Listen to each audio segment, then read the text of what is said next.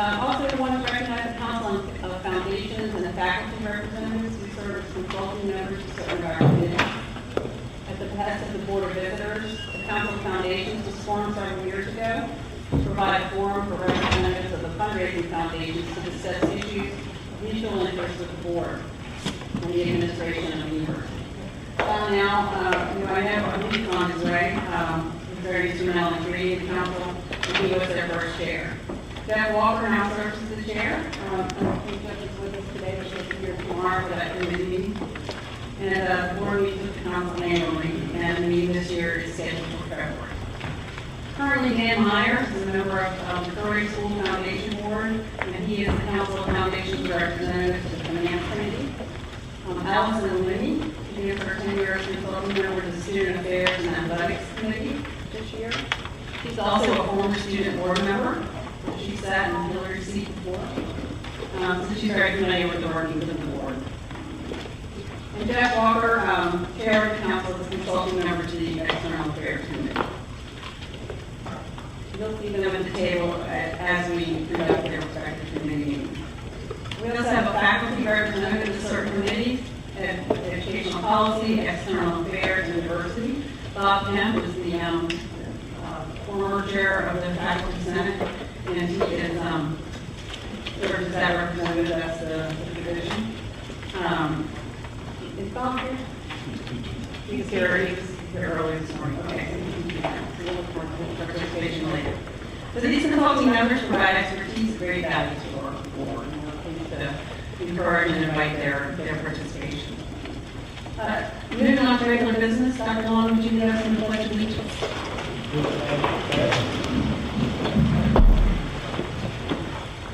I pledge allegiance to the flag of the United States of America and to the republic for which it stands, one nation, under God, indivisible, with liberty and justice for all.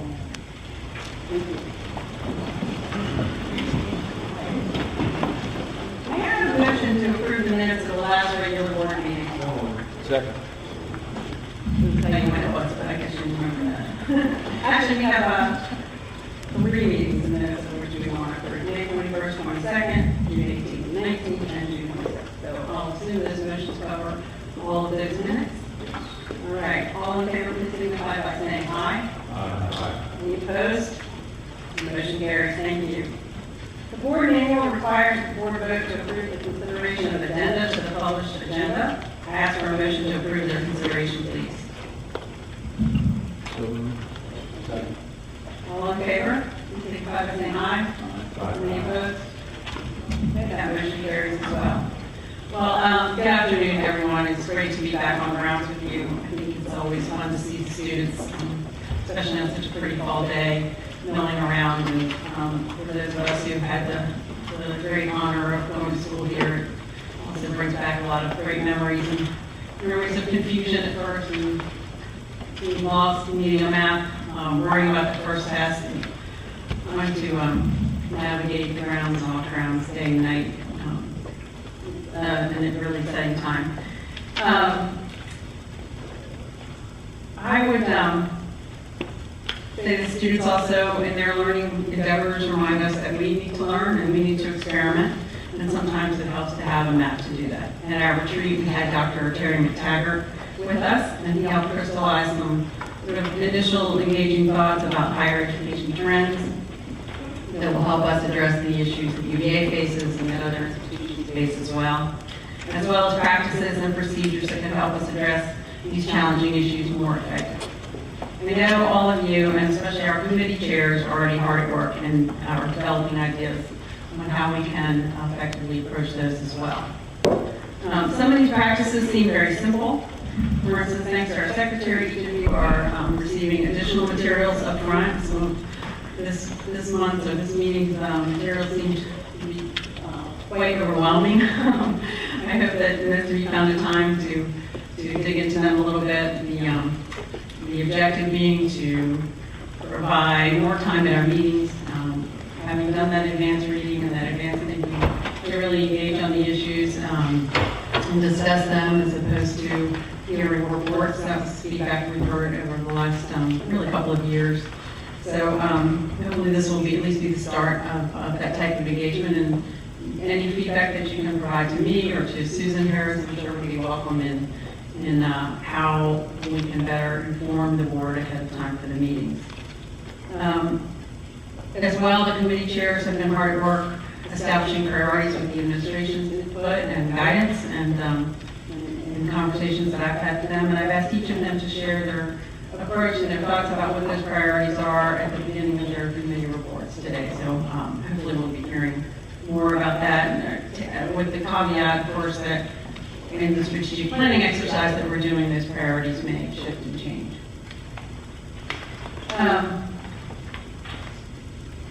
The object, of course, is to raise as thoughtful questions as we can and to guide the institution the best we can for the most productive and aspirational future possible. And I think thoughtful questions lie at the heart of our being able to do that and to work together collaboratively and creatively in that regard.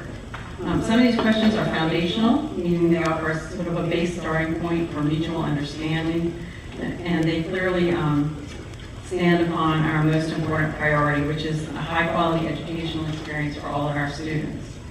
I welcome further thoughts about what those foundational questions should be, but rather than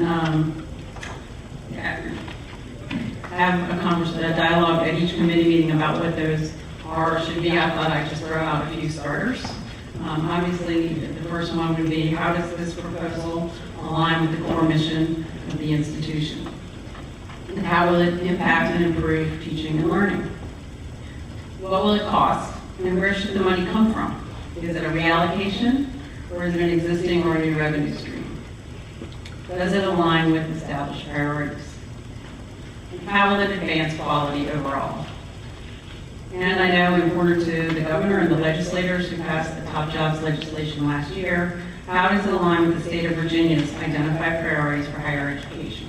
When it comes to increasing research and innovation, educating toward tomorrow's careers, or maximizing efficiencies and economic opportunities.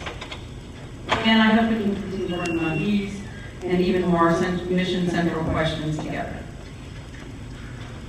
You have received the list of standing committees by email, and a copy is also in the pocket of the front of your notebooks or your iPads. They don't require a vote by the board. But extension beyond 1 year of any special committee must be approved by the board. So I will ask for a motion to extend the Special Committee on Diversity for another year, which Allison Denario has generously agreed to chair for us. So moved. Okay. Thank you very much. All in favor, please say aye. Aye. Any opposed? Thank you. Okay, the Special Committee on Diversity will continue for another year. As you know from the conversations at the August retreat, I formed 2 special committees this year. Special Committee on Governance and Engagement, which will be co-chaired by George Martin and John Now, and Special Committee on Strategic Planning, co-chaired by Frank Atkinson and Lynn Rose. Both committees are already hard at work, and we'll have short planning meetings at this meeting series today and tomorrow. Actually, both of those for tomorrow. The next item is setting the date for the 2013 annual meeting of the board. The annual meeting is when we elect the executive committee and the rector announces committee assignments. I ask for a motion that the 2013 annual meeting be the fall meeting in September 2013, which is traditionally when we have it. Second. All in favor, please say aye. Aye. Opposed? Motion carries.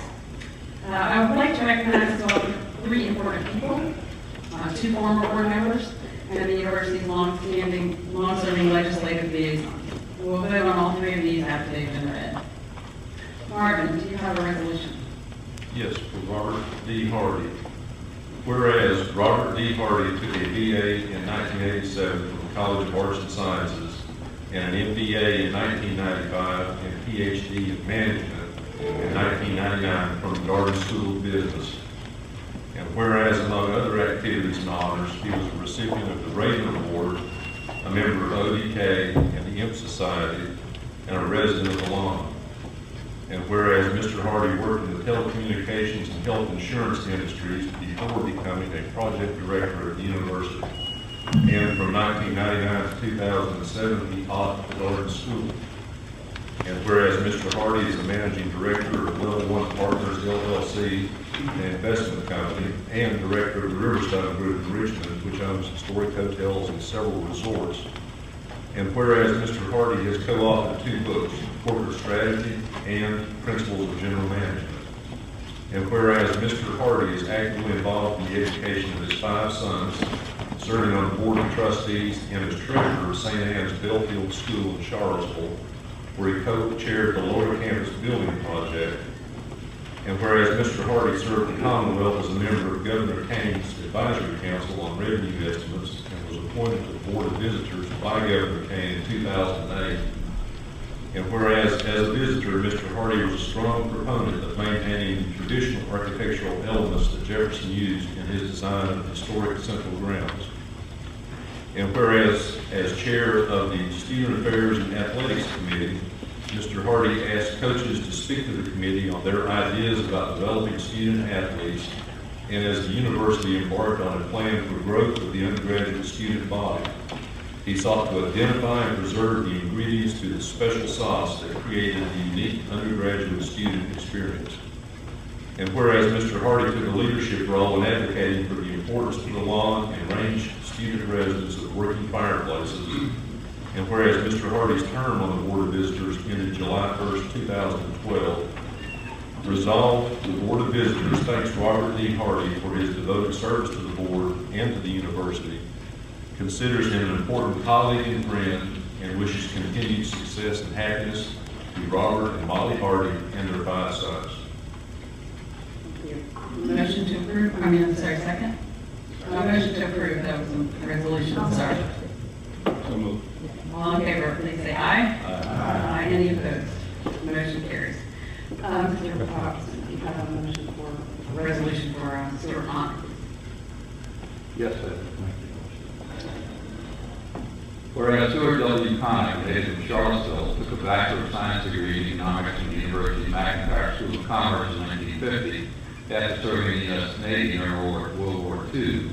And whereas in 1950, Mr. Connick began his career in service to the Commonwealth as a liaison officer in the Department of Taxation, and over the next 20 years served as journal clerk for the House of Delegates of Virginia, assistant director of the Virginia Municipal League, and director of sales and use tax of the Department of Taxation.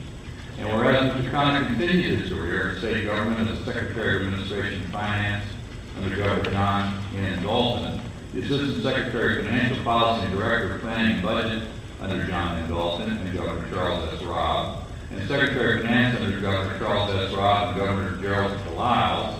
And whereas in 1990, Mr. Connick returned to the university when then President Robert O'Neill appointed an executive assistant to the President of State Government Relations. And whereas Mr. Connick also served in this role under President John Cassini and President Louis Solomon. And whereas Mr. Connick played a critical role in state relations by representing the university and the President in Richmond, promoting the university's interests and priorities to members of the General Assembly and other state officials. There we go. And advising vice presidents, deans, and other university administrators on state governmental matters. And whereas Mr. Connick's track record made him a trusted resource to all in higher education throughout the Commonwealth and garnered him the respect of the legislature and state officials on both sides of the aisle. And whereas Mr. Connick's influence and importance in Richmond were evident as he successfully advocated on behalf of the university for and against hundreds of pieces of legislation and budget amendments of interest to the university. And whereas in 1996, Mr. Connick's expert guidance contributed to the enactment of legislation granting the University Medical Center qualified autonomy. And whereas Mr. Connick was instrumental in securing the passage of the restructured Higher Education Financial and Administrative Operations Act in 2005 and negotiated the university management agreement with the Commonwealth in 2006. And whereas in addition to his service to the Commonwealth and the university, Mr. Connick is also a long-standing member and former chair of the Jamestown-Yorktown Foundation and co-chair of the Jamestown 2007 Commission that planned the celebration of America's 400th anniversary. And whereas Mr. Connick's contributions to the Commonwealth and the university have been recognized through numerous honors and awards that he's received over the years, including the T. Edward Temple Award for Excellence in Public Service in 1983, the Raven Award in 1985, the State Government Executive of the Year Award in 1986, the S. Kenneth Howard Career Achievement Award in 1990, and the Marvin D. Sweet Johnson Achievement Award by the Council for Advancement and Support of Education in 2007. And whereas after nearly 23 years, Mr. Connick officially retired from the university on June 30th, 2012, resolved, the Board of Visitors commends Stuart W. Connick and expresses its deepest appreciation for his exemplary service and dedication to the University of Virginia, and resolved further, the Board congratulates Mr. Connick on his retirement and offers its best wishes to him and his family in all of their future endeavors. Thank you very much. What an overachiever. May I have a motion to approve that resolution? So moved. Second? Second. All in favor, please signify by saying aye. Aye. And I'm pleased to read a resolution from Mark Kington. Whereas Mark J. Kington of Alexandria took a BA from the University of Tennessee and an MBA from the Darden School of Business in 1988. And whereas Mark Kington was a founding member of Columbia Capital LLC, served as managing director of X10 Capital Management LLC, and president of Kington Management Corporation in Alexandria. Whereas Mark Kington has served the university in many capacities, including as a member of the Board of Visitors from 2002 to 2006, the National Committee on University Resources, known as NUCOR, the University of Virginia Foundation Board of Directors, the University of Virginia Investment Management Company Board of Directors, and the Medical Center Operating Board. And whereas Mark and his wife, Ann Kington, in honor of his parents, created the Joe D. and Helen J. Kington Professorship in Environmental Change to attract and retain an eminent scholar to teach and conduct research in regional and global environmental change. And whereas Mark Kington was reappointed to the Board of Visitors in 2010 by Governor McDonald, and he was elected by the visitors to serve as Vice Director of the Board in June 2011. And whereas Mr. Kington served as Chair of the Finance Committee and the Ad Hoc Committee on Access UVA, and devoted substantial effort to the year-long review of the financial aid program. And whereas Mark Kington acted with integrity in all matters. Whereas Mark Kington stepped down from the board on June 19, 2012. Resolved, the Board of Visitors thanks Mark Kington for his devoted service to the board and the university, considers Mark Kington an important colleague and friend, and wishes Mark and Ann Kington and their family the best in all of their future endeavors. I have a motion for approval, please. So moved. Second? Second. All in favor, please signify by saying aye. Aye. Motion, any opposed? Madam Director, Yes, sir. if it's appropriate, I want to note the presence in the room of Stuart Connick, who we honored earlier with the I'm resolution. so sorry. I don't think there's any finer example in my experience of selfless public Oh, there it is. service.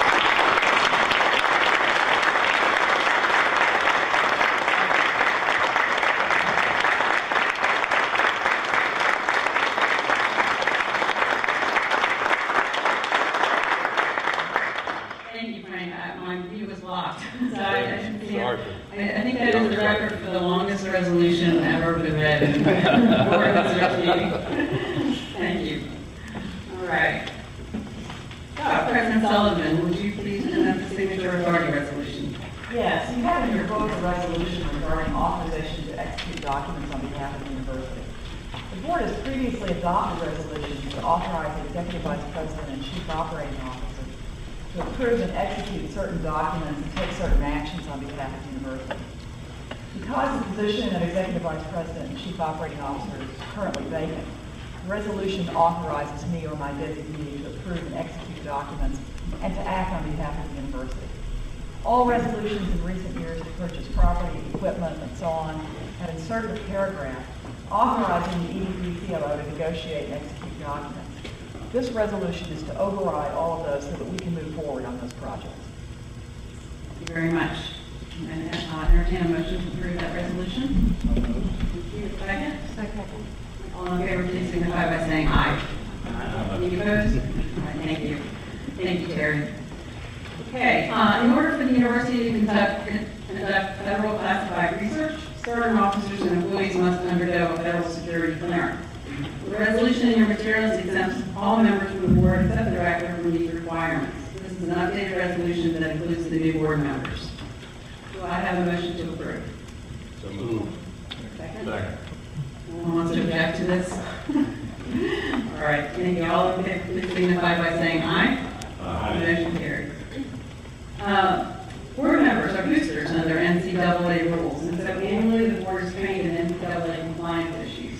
Eric Baumgartner, Associate Athletics Director for Compliance, is here to provide training. In short, the lesson is, when in doubt, ask before you act or speak. The rules are very complex and it'd be quite easy to inadvertently cause a violation that would be detrimental to our athletics program. Mr. Baumgartner, would you please give us our orientation? Thank you.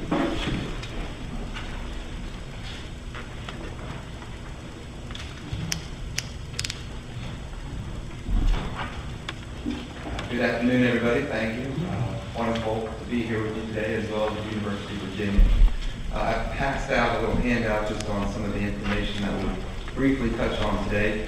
As you can imagine, NCAA rules are complex and hit on all aspects of an institution, as you've recently seen across the country. Before I go through just a little orientation piece, obviously, I oversee the athletics compliance program here at the University of Virginia in Charlottesville, but recently on August 21st, President Sullivan, Mr. Sandridge, and I, along with Art Marcos from our office, visited the campus at University of Virginia at Wise as they help with their transition to NCAA Division II. So obviously, we're trying to help in that regards as well. So you can see the handout here, just on some of the information I'll talk about.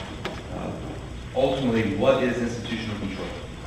The NCAA defines and expects each institution to monitor its athletics program through policies and procedures, and if a violation is detected, to report those violations.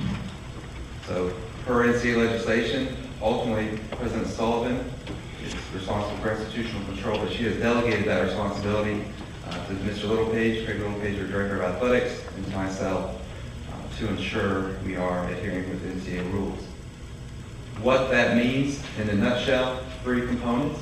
1, educating our student athletes, our coaches, staff, athletic representatives, monitoring their activities, and then reporting any potential violations with that. So as a whole, that is what the NCAA expects from each institution, institutional control. Briefly, another person who helps with institutional control is our faculty athletics representative, Dr. Carolyn Callahan, who you'll hear from later, I believe.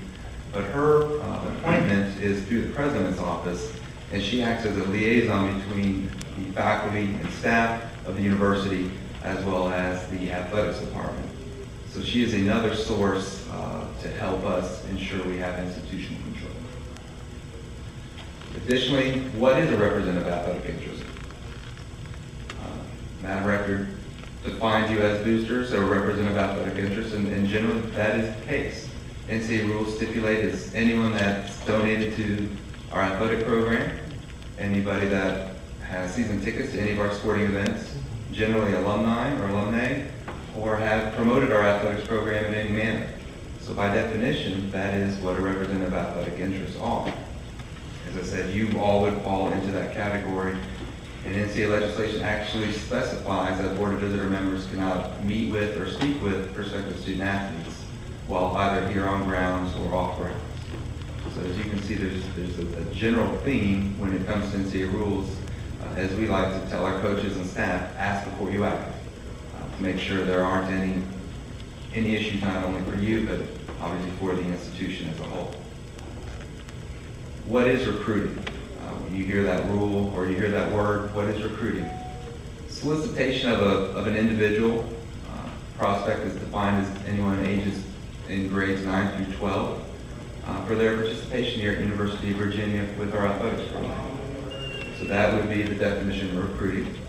NCAA rules stipulate that only accountable coaches or coaching staff who have taken and passed a written NCAA exam each year may contact, telephone, visit a prospect on or off grounds. So that generally gives you an idea that if you see or hear when prospects are coming to grounds, that is, again, left up to our coaches and their staff to make sure we're adhering to the NCAA rules with that regard. And as I mentioned, NCAA rules do specify that Board of Visitor members are not permitted to interact with prospective student athletes, parents, or legal guardians. And lastly, I wanted to touch on The NCAA's Board of Directors movement from enforcement for the past several years, there have always been two types of violations. You have secondary violations, and then you have a major violation. Well, recently, and in the upcoming October Board of Directors meetings at the NCAA, they'll be voting on a new 4-level process for rules violations. You have your most egregious, all the way to your minor and technical violations, and in between there you have your serious violations, and then your what would have been your secondary violations. With that increase or different levels of violations, the NCAA is adopting increased penalties on institutions. That could be postseason bans from NCAA championships, financial penalties, suspensions of coaches, and publicly naming athletic directors, coaches, or even presidents if there is a lack of institutional control. So just from this brief presentation, I hope you can see that our rules for NCAA are pretty complex.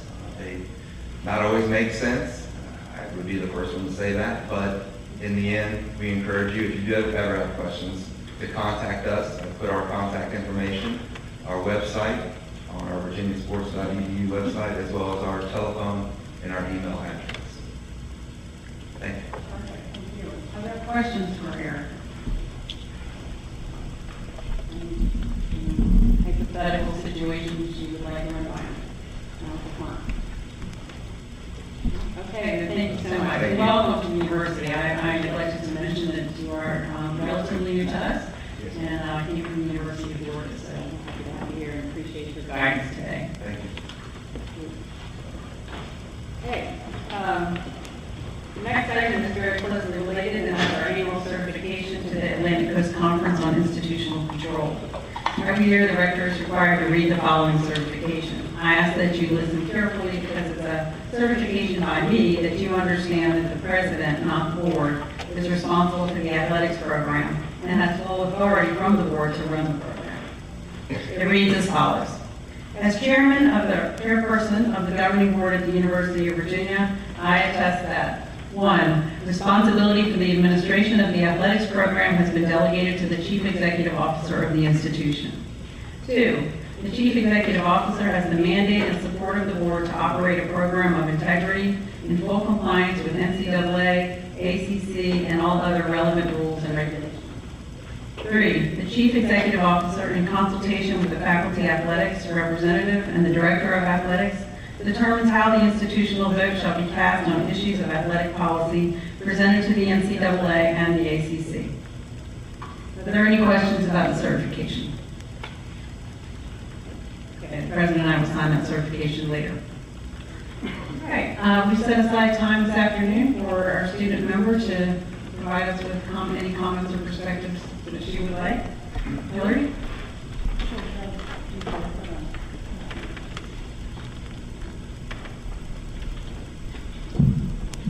Thank you for the opportunity to speak. I'm just going to be quite brief, actually, but I spoke briefly at retreat about student position on the board and ways that I thought I might effectively serve as a liaison for students to the board and for the board to students.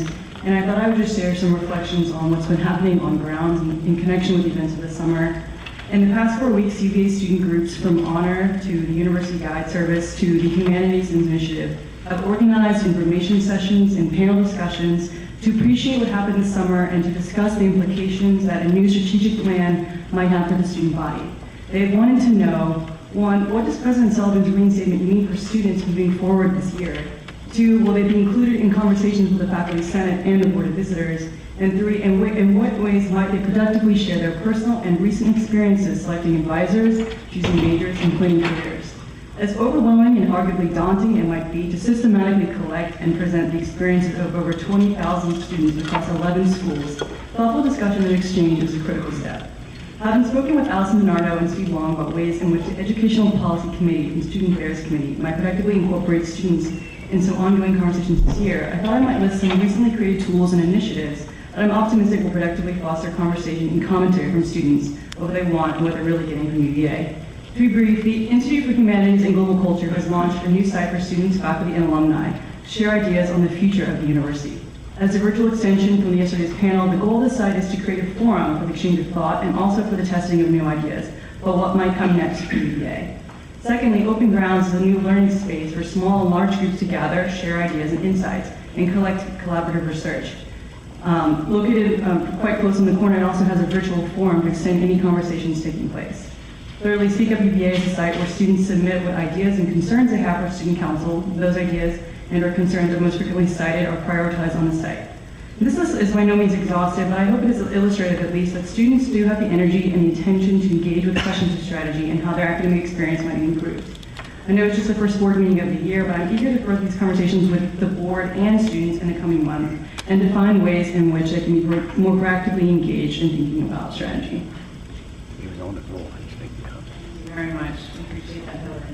We look forward to that engagement, ed policy and strategic planning and creative ways in which the governance and engagement committee will want to encourage and promote that. Madam President, may we have your report? Yes, Madam Director and members of the Board of Visitors. My remarks today are going to focus on two issues that are critically important to the university: faculty salaries and our financial aid program, Access UVA. But I want to begin with some recent developments. Classes are now in full swing, and this fall we welcomed 3,990 new undergraduate students, both first years and transfers. We also welcomed 180 new tenure track and research faculty. Yesterday afternoon, the 2013 U.S. News and World Report rankings were released. UVA maintained its ranking as the #2 public university, and we moved from number 25 to 24 among all national universities, public or private. In the #2 spot among the publics, UVA tied with UCLA, and in the number 24 spot, we are in a three-way tie with UCLA and USC. UVA has held its position in the top 25 of national universities for more than 2 decades, and it has held the #2 spot among public universities for 9 years. UVA was especially strong in several categories used to calculate the rankings. Our 2011 graduation rate was the best among public universities at 94%. Among the national universities in the top 25, UVA has the lowest ranking for financial resources at number 53. That means we do more for our students with fewer resources than many of our peers. It's also worth noting how we compare with our peers with regard to alumni giving. UVA ranked number 36 in the alumni giving category with a giving rate of 22%. UCLA, with whom we are tied at number 2 among public universities, ranked 107th in alumni giving at 13%. This shows that we have remarkably loyal alumni who understand their philanthropy can help us ensure the university's future strength. You'll hear more about that later in the Gifts and Grants report. Last week, a new ranking called Alumni Factor was released, which represents an assessment of universities garnered by talking with alumni. UVA ranked 6th among national universities and 12th overall. In a subset of comments that reflect an overall assessment, that is questions such as, if you had it to do over again, would you go to this university? UVA ranked 3rd. Finally, I want to say something about some news which broke yesterday. The Atlantic Coast Conference has added a 15th member. As some of you might have heard, Notre Dame University will be joining the Atlantic Coast Conference as soon as they are able to withdraw from the Big East. This will not include all sports. Notre Dame plays ice hockey and the rest of us don't. But in terms of football, Notre Dame will remain independent, but they have agreed to play 5 games with ACC opponents every year. There are further details about the contract and so on that are perhaps better left for the Student Affairs and Athletics Committee meeting, but I did want to mention the news which you probably read in the sports pages this morning anyway. So now I want to talk about faculty salaries. I previewed this comment when we talked at the retreat in August in Richmond. I'm going to flesh it out for you a little bit right now and say that I'd like to put before you a goal that I hope you will adopt at the November meeting. goal would be to put UVA in the top 20 of the AA universities in average faculty salary by 2016-17. We currently are number 26, sixth among public universities. And we picked the AAU because the AAU institutions represent the top public and private institutions in the United States and Canada. For us to reach this goal will require by 2016-17 adding an additional $65 million. We have a strong competitive need to raise the salaries of the faculty members who are responsible for our core missions. It is the faculty members who do the teaching, who conduct the research, and who lead the clinical care. According to our projections for the current academic year, we are behind on average $7,700 per faculty member. Now that's obviously not the same gap across the grounds. There are some schools that are doing much better than that, some that are doing much worse. It's very important that we keep the top faculty whom we have now. I can tell you that already the retention efforts to lure our faculty away to other schools are much more intensive this year than we saw in all of last year. It began in August. It's very important that we keep these faculty with us. It is also going to be important that we are able to recruit new faculty, which means we'll have to recruit them at the market rates.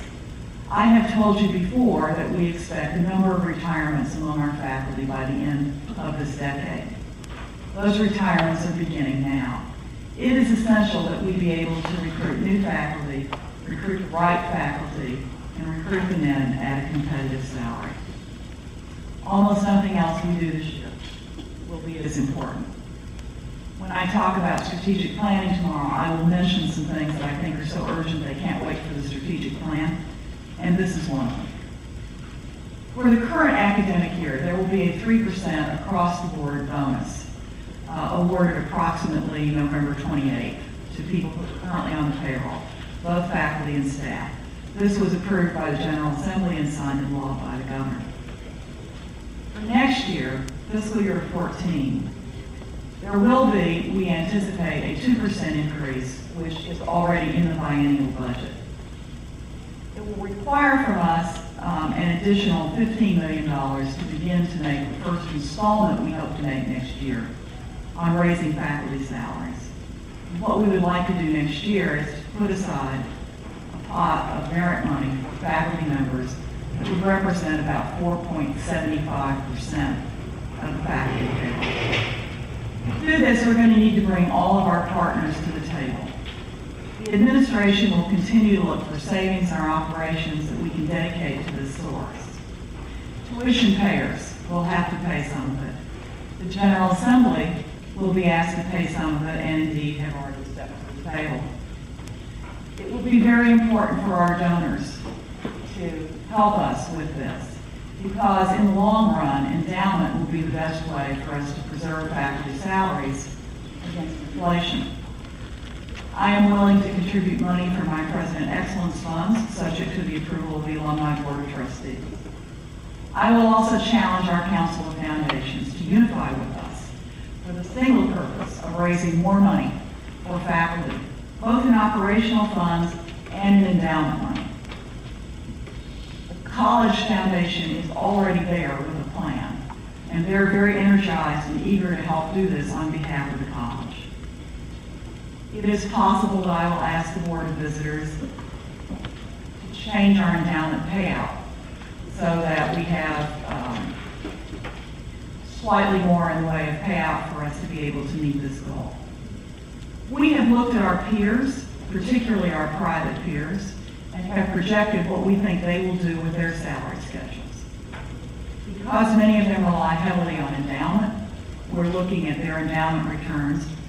We believe that with a 4.75% a year, we can reach our goal by 2016, even considering what our peers will be doing. For this coming year, we believe that we can meet this number. We have the General Assembly's 2% raise, which is a start, but we will need a 3.1% tuition increase to pay for our part of the raise that the General Assembly has already passed. We have one-time savings.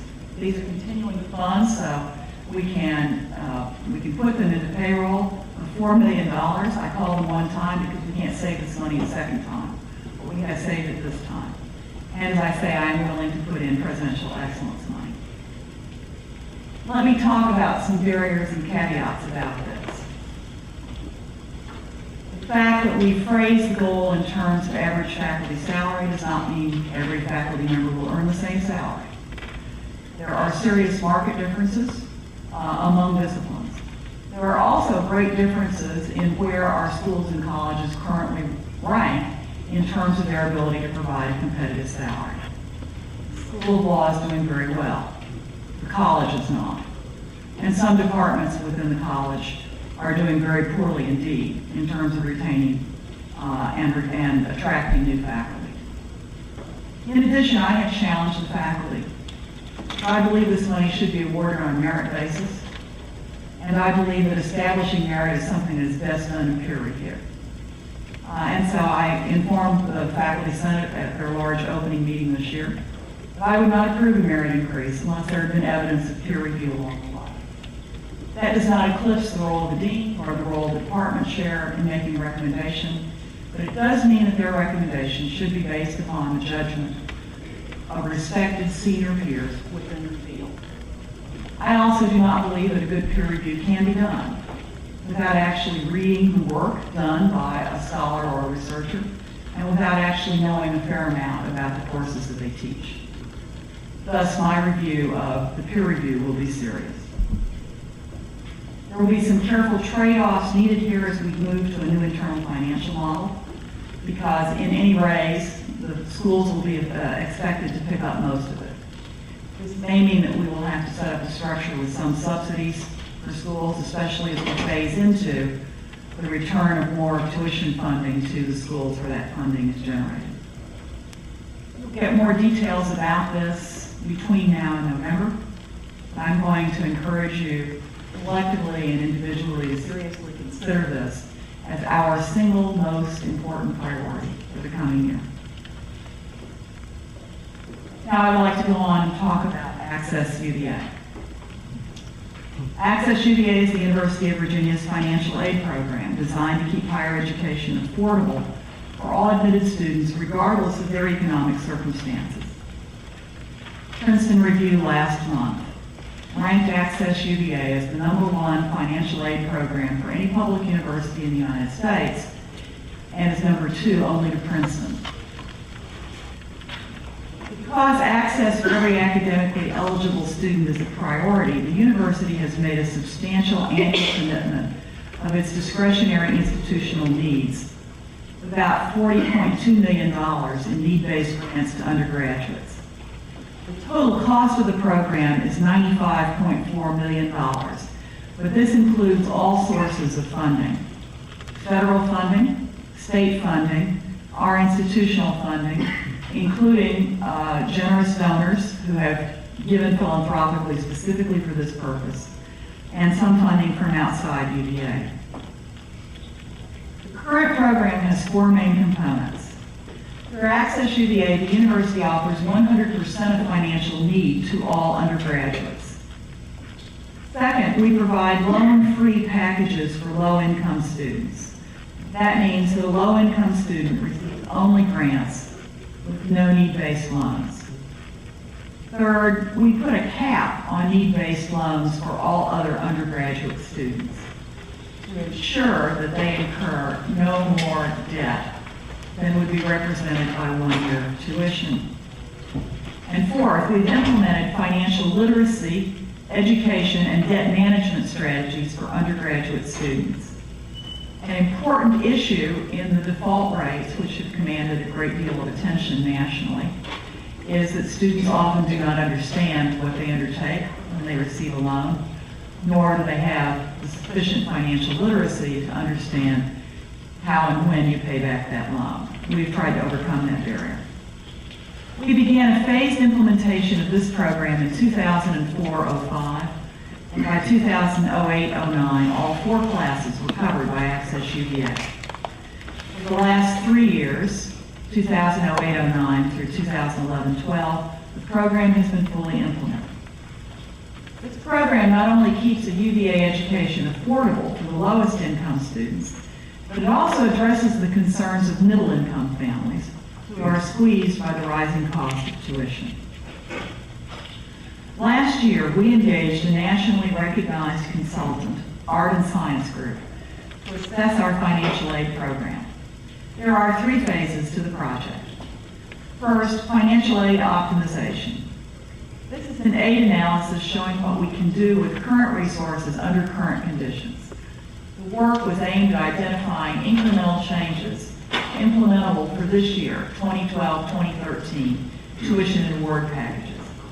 The result was shared with the Ad hoc Committee on Access UVA in February 2012, and it showed the university is generally well optimized for in-state students. Focusing on out-of-state student populations, the university's best opportunities among students with demonstrated need would be to increase institutional grants based on academic quality. The next phase is a peer benchmarking study comparing our financial aid program with those of our peers. These findings were completed by the consultant this summer and will be reviewed with the board in November. The third phase is a survey of inquirers, both applicants and non-applicants, and admitted applicants, both matriculants and non-matriculants, to determine the primary factors that influence their enrollment decisions. The preliminary results of this work will be available later this month and will help us determine what larger scale pricing, aid, and positioning changes we may want to make for the next recruiting cycle and beyond. We will bring this analysis to the board in November. For 2012, we will have no ad hoc committee on Access UVA. This issue will be considered by the Finance and Educational Policy Committees, acting jointly. We had a productive meeting after the board retreat with Dr. Long and Ms. Harker and with the consultants to review the aid optimization study, the benchmarking study, and the schedule. The next step is for us to work to prepare to bring the benchmarking and survey research to the board in November. Once these survey results are finalized, the consultants will synthesize their findings from all 3 deliverables and develop final recommendations for discussion with the Educational Policy and Finance Committees of the Board of Visitors. As for the timeline, we have thought through how to conclude the study for implementation in time for the 2014-15 academic year. The work will flow as follows. A briefing on the research survey findings for the committee chairs, Ms. Harker and Dr. Long, in conjunction with the October 19th meetings. Benchmarking and overview of survey research findings for the Finance and Educational Policy Committees, November 8th and 9th of 2012. Recommendations and discussion in February 21-22, 2013. Tuition and fees discussed at a special meeting in April 2013. And final approval of the Access UVA program modifications in the meeting that is currently slated for June 13th and 14th of 2013. This year we saved approximately $3.3 million by making administrative changes. We are considering some additional administrative changes in time for implementation in 2013-14 to further stabilize and make the institutional cost more predictable. Now let me go on to the gifts and grants report. Philanthropic cash flow to the university and its related foundations was $247.5 million for the fiscal year ending June 30th. This is an increase of $16.3 million, or 7.12% above the results of the previous fiscal year. Most of the schools and units report results above last fiscal year. Most notably, the Jefferson Scholars Foundation, Women's Center, the UVA Fund, and the UVA College at Wise more than doubled their results. For the first month of fiscal year 2012-13, philanthropic cash flow is $7.9 million with an additional $5.8 million pledged. Although this cash flow is below the results of July 2011, the schools of engineering, law, and medicine, the Darden School, the Curry School of Education, Batten School of Leadership and Public Policy, and the UVA Fund all achieved a strong first month in fiscal year 2013. following significant gifts have been received since the last Board of Visitors meeting. Amgen Incorporated gift of $2 million to the Darden School of Business in support of the Initiative for Business and Society, called ICE. Quantitative Foundation pledge payment of $2 million to the Department of Athletics for the construction of squash court facilities. Mr. David Walentis pledge payment, $1 million to the Jefferson Scholars Foundation for the Walentis Family Jefferson Scholars Chaired Professorship. The trust of E. Fontaine Brown, deferred gift of $1.6 million, equally benefiting the School of Law and the UVA Fund in establishing the Brown Law School Trust and the Brown College Trust. The Joseph and Robert Cornell Memorial Foundation pledge payment of $500,000 to the College and Graduate School of Arts and Sciences for the Joseph and Robert Cornell Memorial Foundation Arts Fund. The following significant pledges were received since the last Board of Visitors meeting. Mr. David Walentis pledge of $5 million to the Jefferson Scholars Foundation for the Walentis Family Jefferson Scholars Chaired Professorship. Mr. David N. Weedman pledge of $1.5 million to the College and Graduate School of Arts and Sciences for the Richard Lyman Bushman Professorship and Program in Mormon Studies. Mr. William F. Dortleman and Mrs. Barbara G. Dortleman pledge of $600,000 to the Jefferson Scholars Foundation for the Dortleman Family Jefferson Scholarship. The following significant gifts received during the entire 2012 fiscal year. The trust, under the will of Margaret F. Livy, bequest of $7.8 million, and the R.B. Livy Charitable Trust bequest of $5 million to the College and Graduate School of Arts and Sciences for the E. Bruce Livy Endowment Fund. The Rainbow Foundation gift of $7.6 million to the Darden School of Business for the Initiative for Business and Society Fund for mission-driven management and leadership. The Indonesia Endowed Fellowship Fund for the Global Executive MBA students, and the Indonesia Endowed Fellowship Fund for MBA students. Paul Tudor Jones II and Ms. Sonia Klein Jones pledge payments of $2.1 million and $1.95 million to the Virginia Athletics Foundation in support of the John Paul Jones Arena, and a pledge payment of $1.25 million to the Jefferson Scholars Foundation for the Jefferson Scholars Foundation Chaired Professorship. The Richard and Leslie Gillum Foundation pledge payments totaling $4 million to the University of Virginia College at Wise for the Winston Ely Health and Wellness Center, and a pledge payment of $250,000 to the College and Graduate School of Arts and Sciences for the Institute for Advanced Studies and Culture. The estate of Marion R. Taylor bequest of $4.125 million to the College and Graduate School of Arts and Sciences for the Ambassador Henry J. Taylor and Mrs. Marion R. Taylor professorships in Media Studies and Politics. Quantitative Foundation pledge payments totaling $4 million to the Department of Athletics for the construction of squash court facilities. The Bill and Linda Gates Foundation private grant of $3.6 million to the Internal Medicine Department of the School of Medicine for the exploration of the biologic basis for underperformance of oral polio vaccine and rotavirus vaccine in Bangladesh and India. Anonymous gifts of $1.8 million and $1.1 million for the Virginia Athletics Foundation in support of the John Paul Jones Arena and the indoor practice facility. The Andrew W. Mellon Foundation private grant, $2.9 million to the College and Graduate School of Arts and Sciences in support of Humanities 2020, Research, Discovery, and Common Good. The Foundation for the National Institutes of Health private grant, $2.7 million to the Internal Medicine Department in the School of Medicine for its global network for malnutrition and enteric disease research. Altria Group Incorporated pledge payment of $2 million to the School of Medicine for the Philip Morris USA Fund to support the Center for Translational and Regulatory Sciences.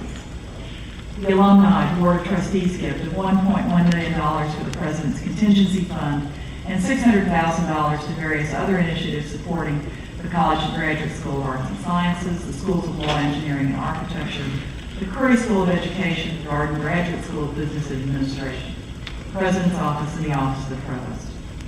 The Paul H. Warnham Revocable Trust bequest of $1.5 million to the School of Medicine to establish the Paul H. Warnham Scholarship Fund. The estate of David W. Thompson deferred gift of $1.5 million to the McIntyre School of Commerce for the David W. Thompson Professorship in Public Accounting. Clark Construction Group Charitable Foundation pledge payment of $1.25 million to the School of Engineering and Applied Science for the Dan T. Montgomery Professorship. Mr. John L. Now III and Mrs. Barbara Elizabeth Now pledge payment of $1.17 million for the College and Graduate School of Arts and Sciences for the South Lawn Project. Mr. Robert J. Hugan gift of $1.1 million for the Darden School of Business with Robert J. Hugan Fund. Its use to be determined. The Bill and Melinda Gates Foundation private grant of $1.1 million to the Internal Medicine Department in the School of Medicine for next generation molecular diagnostic technologies for detection of enteric pathogens. The estate of Louis S. Eric Jr. bequested $1 million to the School of Engineering and Applied Science for the Eric Endowment Fund. The Northrop Grumman Foundation gift of $1 million to the Darden School of Business to support the Initiative for Business and Society. The John and Amy Griffin Foundation pledge payment of $1 million to the McIntyre School of Commerce for the Blue Ridge Leadership Fellows Fund. Amgen Incorporation gift of $1 million to the Darden Society. The Darden School of Business for the Initiative for Business and Society. The estate of Jeanette L. Drico requested $1 million for the School of Medicine for its unrestricted use. I now recommend that the board accept this gift report. I have a motion to accept the gifts and grants report. All in favor, please signify by saying aye. Aye. Opposed? Motion carries. Thank you very much, Terry. Before we accept, I'd like to take a moment just to remind the board that in place of the College of Wise meeting at this session, we'll have one in Wise on October 8th. We make it down almost every year and looking forward to being hosted by our chairperson, Marvin Gillum, and his wife, who chairs the foundation, College of Wise Foundation. And Cindy will be the executive administration at that time. I hope you know, it's not limited just to the committee members. For new members, if you haven't made that trip before, it's always a very uplifting experience. There are, we're as passionate as everyone is in Charlottesville. There are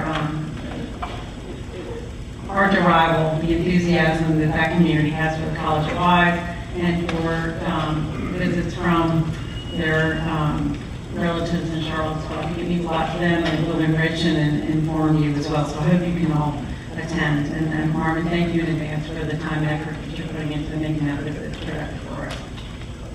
An itinerary and an agenda will be sent to you next week. Before the full board recesses for the afternoon committee meetings, we have a short report on this morning's Medical Center Operating Board meeting from the chair, Dr. Miller. Ed, would you please give a report? Thank you, Madam Chairman. We had a lively discussion at the Medical Center Operating Board.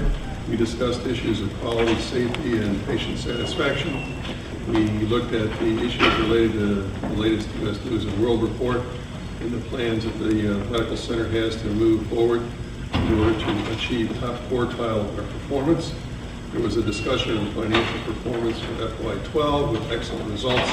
For FY12, there was a discussion of the strategic direction, specifically related to oncology, cardiovascular, and neurosciences. Dr. Upchurch gave an outline of the areas related to the cardiovascular program, the various areas that they have made progress in already, and the areas that he feels we can continue to move forward. We also had a discussion of our outreach initiatives, both for outpatient and inpatient services. We reviewed the regulatory matters and the operational performance, and we also then approved changes in the health system mission and vision statement to include diversity, a revised resolution for the acquisition of the Elmar Arthritis Association to reflect the need for larger space, and then finally the general operating format for outreach going forward, in addition to the credentialing approvals. It was a very well done discussion this morning, Mr. Chairman. And it was well led too, I think, for early on. Any questions for Dr. Miller about the Medical Center Operating Board? All right. I've just realized as well that we have, you probably haven't seen it that the governor has sent along a letter to the Board of Visitors, which I'm going to go ahead and take the liberty to read if we prepare to recess for our committee meetings. It should be in your email boxes now. Dear board members of the University of Virginia, I apologize. It's awfully small.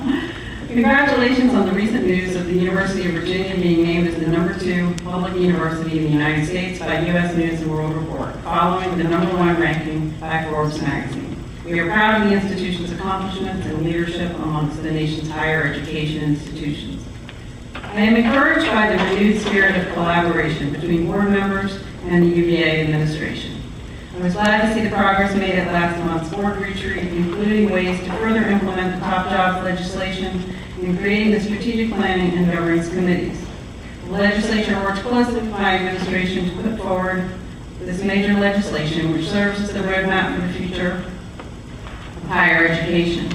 Each institution must work closely with their board and other stakeholders to determine how to achieve the legislation's goals, and most importantly, greater access and affordability. The University of Virginia has been a leader already in increasing enrollment and holding down tuition. After the trying circumstances this past summer, it is critical we continue to resolutely look forward, keeping the focus on improving communications and relationships, implementing the top jobs goals, and maintaining the excellence Mr. Jefferson's University is known for in Virginia as well as in the nation. I trust you will have a productive and positive board retreat this week, using the considerable talents of the new members and advisors I have appointed. Thank you for the commitment of your time and talents to serve on the Board of Visitors. Sincerely, Robert F. McConnell. I just didn't want you to see a message that was meant for you at the beginning of the meeting. I believe that maybe he thought we were starting a little bit later than we are. So with that, I will, the full board will go into recess and ask Dr. Long to convene a meeting of the Educational Policy Committee. Thank you, Madam Director. We'll call the meeting of the Education Policy Committee meeting to order. And let me just take a moment to give some thoughts on this whole process. And indeed, the summer has been one that perhaps the university and none of us have ever planned to experience, and will benefit and become stronger from. And it reminds me of the President's report. Mr. Jefferson said some couple hundred years plus ago that to penetrate and dissipate those clouds of darkness, the general mind must be strengthened by action. And I would submit, Madam Director, that when you look at the University of Virginia, the cup is neither half empty nor half full. The cup is full, and the cup continues going over. We have heard wonderful comments by the President about our rankings of Forbes, with U.S. News and World Report, with Princeton Review, and others, despite the turmoil that we've had. So we are a committee, we are a board, we are a university of action, and I will perhaps do something I often do, maybe inappropriately, but I would ask this board to congratulate itself and the faculty, the staff, the students, the administration, and the alumni of the University of Virginia for coming together and helping us to continue to achieve the goals that the University of Virginia always has achieved and always will achieve. So let's give ourselves and the university a round of applause.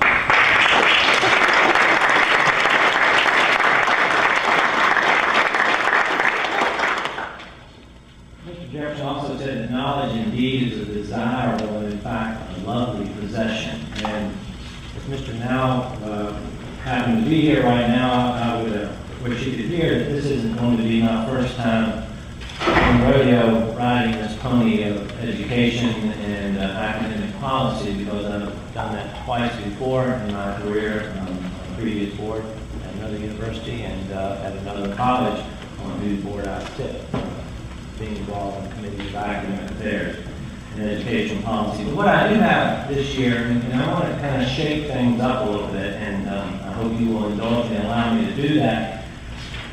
In terms of overall goals, I would like for us to really look at education of the board, continuing action, and different matters of institutional priorities, and not so much engage us in reports, but to engage us in discussion and dialogue about where we're going with specific issues.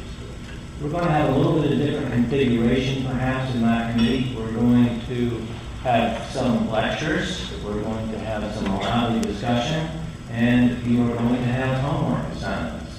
We're going to not just present a topic and then forget about it and not come back to it. We're going to in fact have a topic or two at most, and then we're going to come back to it once, twice, perhaps 3 more times in a year to follow it as a continuum, because these are issues that we'll be discussing this year that are of significant importance to the university. There's going to be some fluidity of our agenda because we're also working in concert with the special committee on strategic planning and on governance, and so some of these areas are going to overlap. So I hope that you will be patient with me and with the committee as we move along. Behind the scenes, I did something that every physician gets nervous doing, and that is meeting with a lawyer. And I thought, however, that in order to be an effective chairman of educational policy, that I should meet with the president of the faculty senate, who happens to be a lawyer. So I did not anesthetize myself today myself. But I did take along another lawyer, Mr. Martin. So we had a delightful lunch one day with Professor Cohen, and I hope that this is one of many steps that I'll be able to take to meet with Mr. Cohen and meet with other members of the faculty and the administration. I also have pledged with the provost that I will meet with him on at least a monthly basis, either face-to-face or by the phone, so that we can address matters of pertinence to the Education Policy Committee. I've also spoken with Hillary, as she said, that I would like to meet with and have our committee engage dialogue with members of the student body as well. I'm going to also obviously have the president of the faculty senate continue to report to us at each meeting. We will have normal matters of business in terms of admissions, accreditation, program reviews, and then we're also going to, as I already alluded, have some particular topics. And I will be very open to anyone in this room, in the university community for that matter, to tell me about topics that they feel might be pertinent to discussion for our committee, publicly or privately. Some of the things we're going to start today, where we're going to look at learning assessment and outcomes. And Professor Rasa, who is the author of your first homework assignment, which is at each of your places, both academically adrift, is going to engage us in the beginning of a long-term discussion about assessment, what we are doing at the University of Virginia, what is being done around the country and around the world, and what we need to do further. We're also going today to engage in a discussion about research, and our Vice President, Mr. Skalak, is going to engage the board, I hope, in a lively discussion and dialogue about where we are going, basic operational issues of research, what we need to do in the face of reducing federal funding or reduction in federal funding, how we can improve state funding, local funding, private funding, very fundamental key issues of the viability and long-term survivability and success of the University of Virginia. Other topics that have been mentioned earlier and have not been mentioned yet today are faculty hiring, faculty retention. At some point, I think we should also look at an understanding and a thinking of how the whole PhD degree and training program goes. Look at some pedagogical innovations that we have on the ground, international strategies, balance between school and PAM university activities as well. And then also I think that at some point we'll have an entertaining discussion on internet technological educational opportunities and aspects that we can have and can continue to engage in at the University of Virginia. So that's kind of my broad overall 30,000-foot picture and a record where we're going to be going with education policy. And again, please don't hesitate to contact me. I'm very, very open to your suggestions and your input. That being said, we can proceed to the consent agenda, which we have one item, Madam Director, and that is a program closure. The information is in your 989 pages or whatever the materials. 953. That's an MA in bioethics.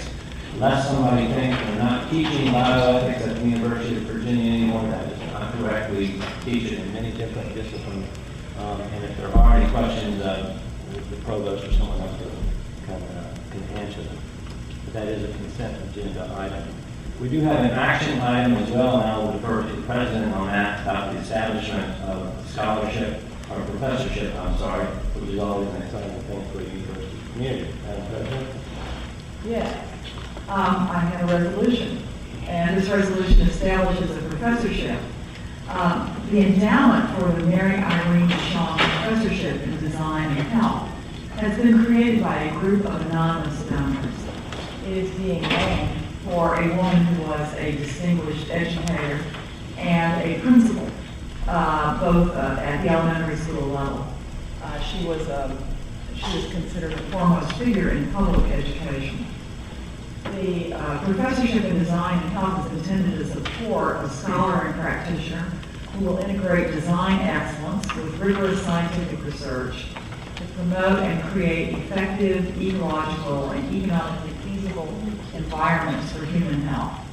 This chairholder is intended to provide intellectual leadership for the Center for Design and Health in the School of Architecture and to build partnerships across disciplines with practitioners, government policymakers, and fellow academics at the highest levels, and to build a new curriculum in design and health at the university.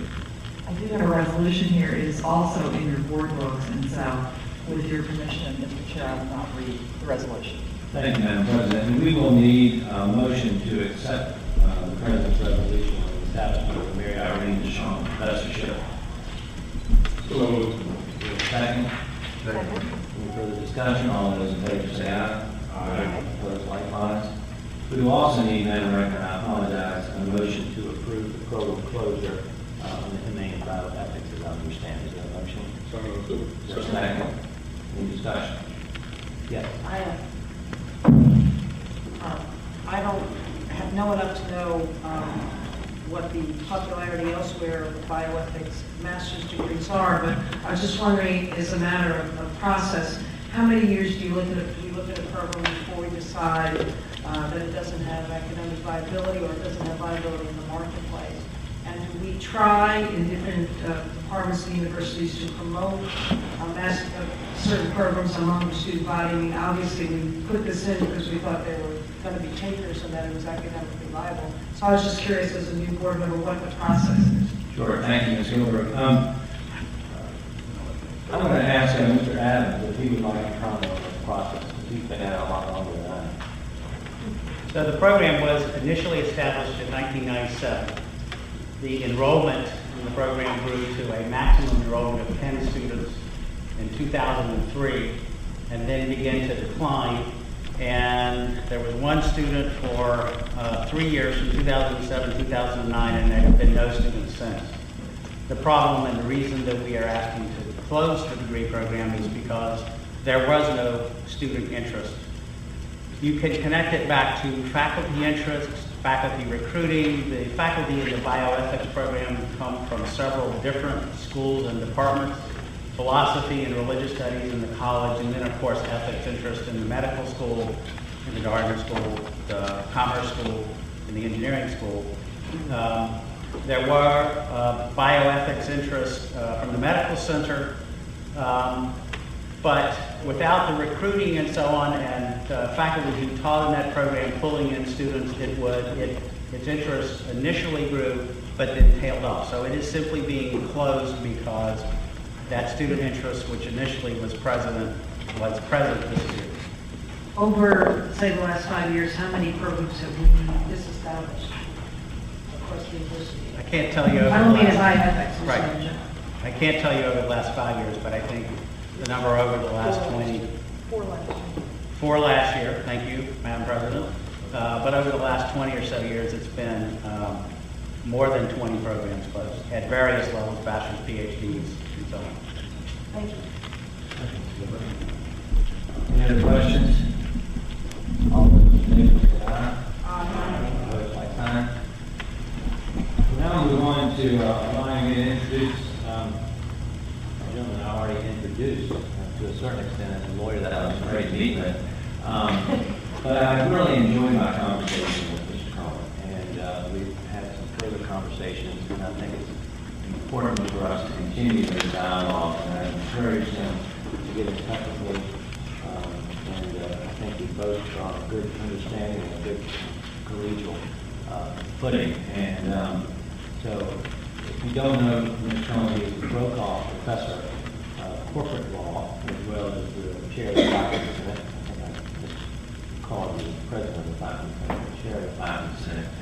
And it's my pleasure to allow us to hear our remarks from Mr. Cohn, who has become a good colleague of mine. Thank you, George. Thank you.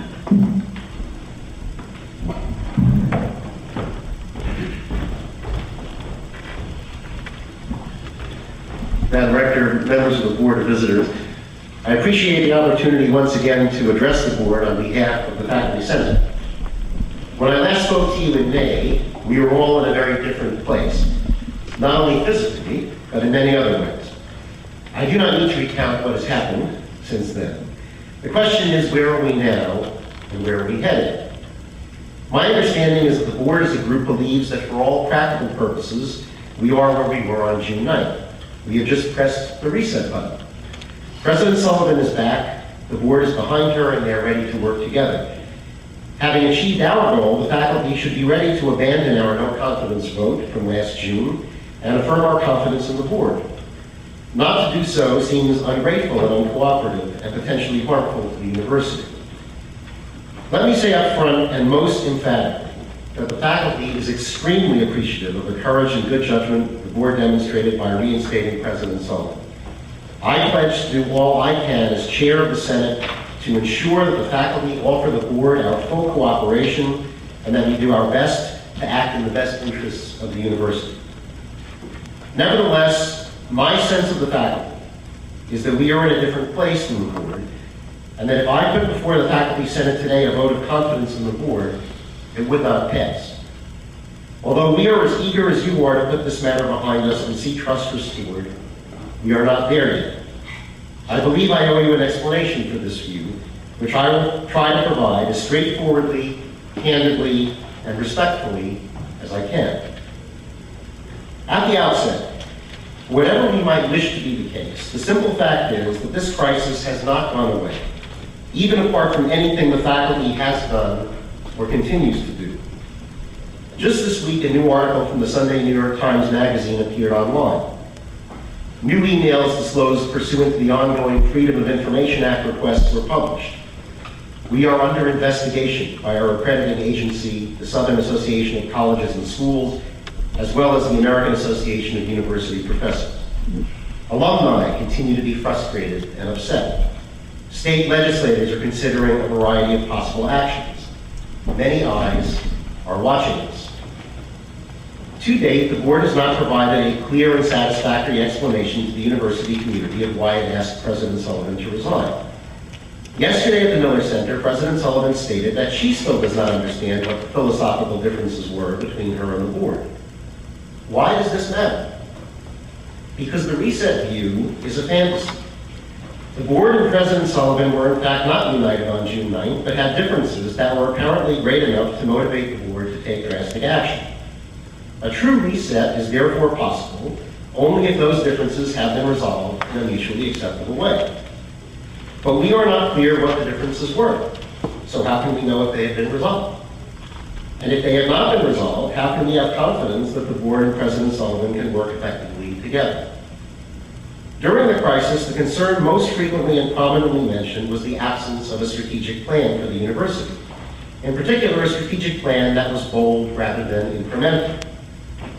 At the reinstatement meeting, the rector stated, quote, "Prior to these events, there seemed to be a roadblock between the Board's sense of urgency around our future in a number of critical areas and the administration's response to that urgency. Also, many of our concerns about the direction of the university remain unknown to all but a few."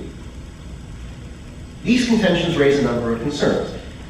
First, when President Sullivan arrived here, she said she was told not to do another strategic plan, but rather to implement the plans that had been developed. If circumstances changed after that, creating a new sense of urgency, why did the Board not publicly discuss these changes or the need for a new strategic plan? Why did the Board not formally request a new strategic plan as it did for the medical sector, and as it has now done with the formation of a new committee? Second, the suggestion that President Sullivan was putting up a roadblock to the board's goal of an effective strategic plan is in some tension with the fact that President Sullivan wrote a memo on this very topic and sent it to the rector and vice rector in May. The New York Times Magazine article says this memo was disappointing. Is that the board's view? If so, why? We do not know. Third, when faculty learned of the board's desire for bold rather than incremental change and the need for speedy action, we were naturally concerned about excessive board control over the strategic planning process.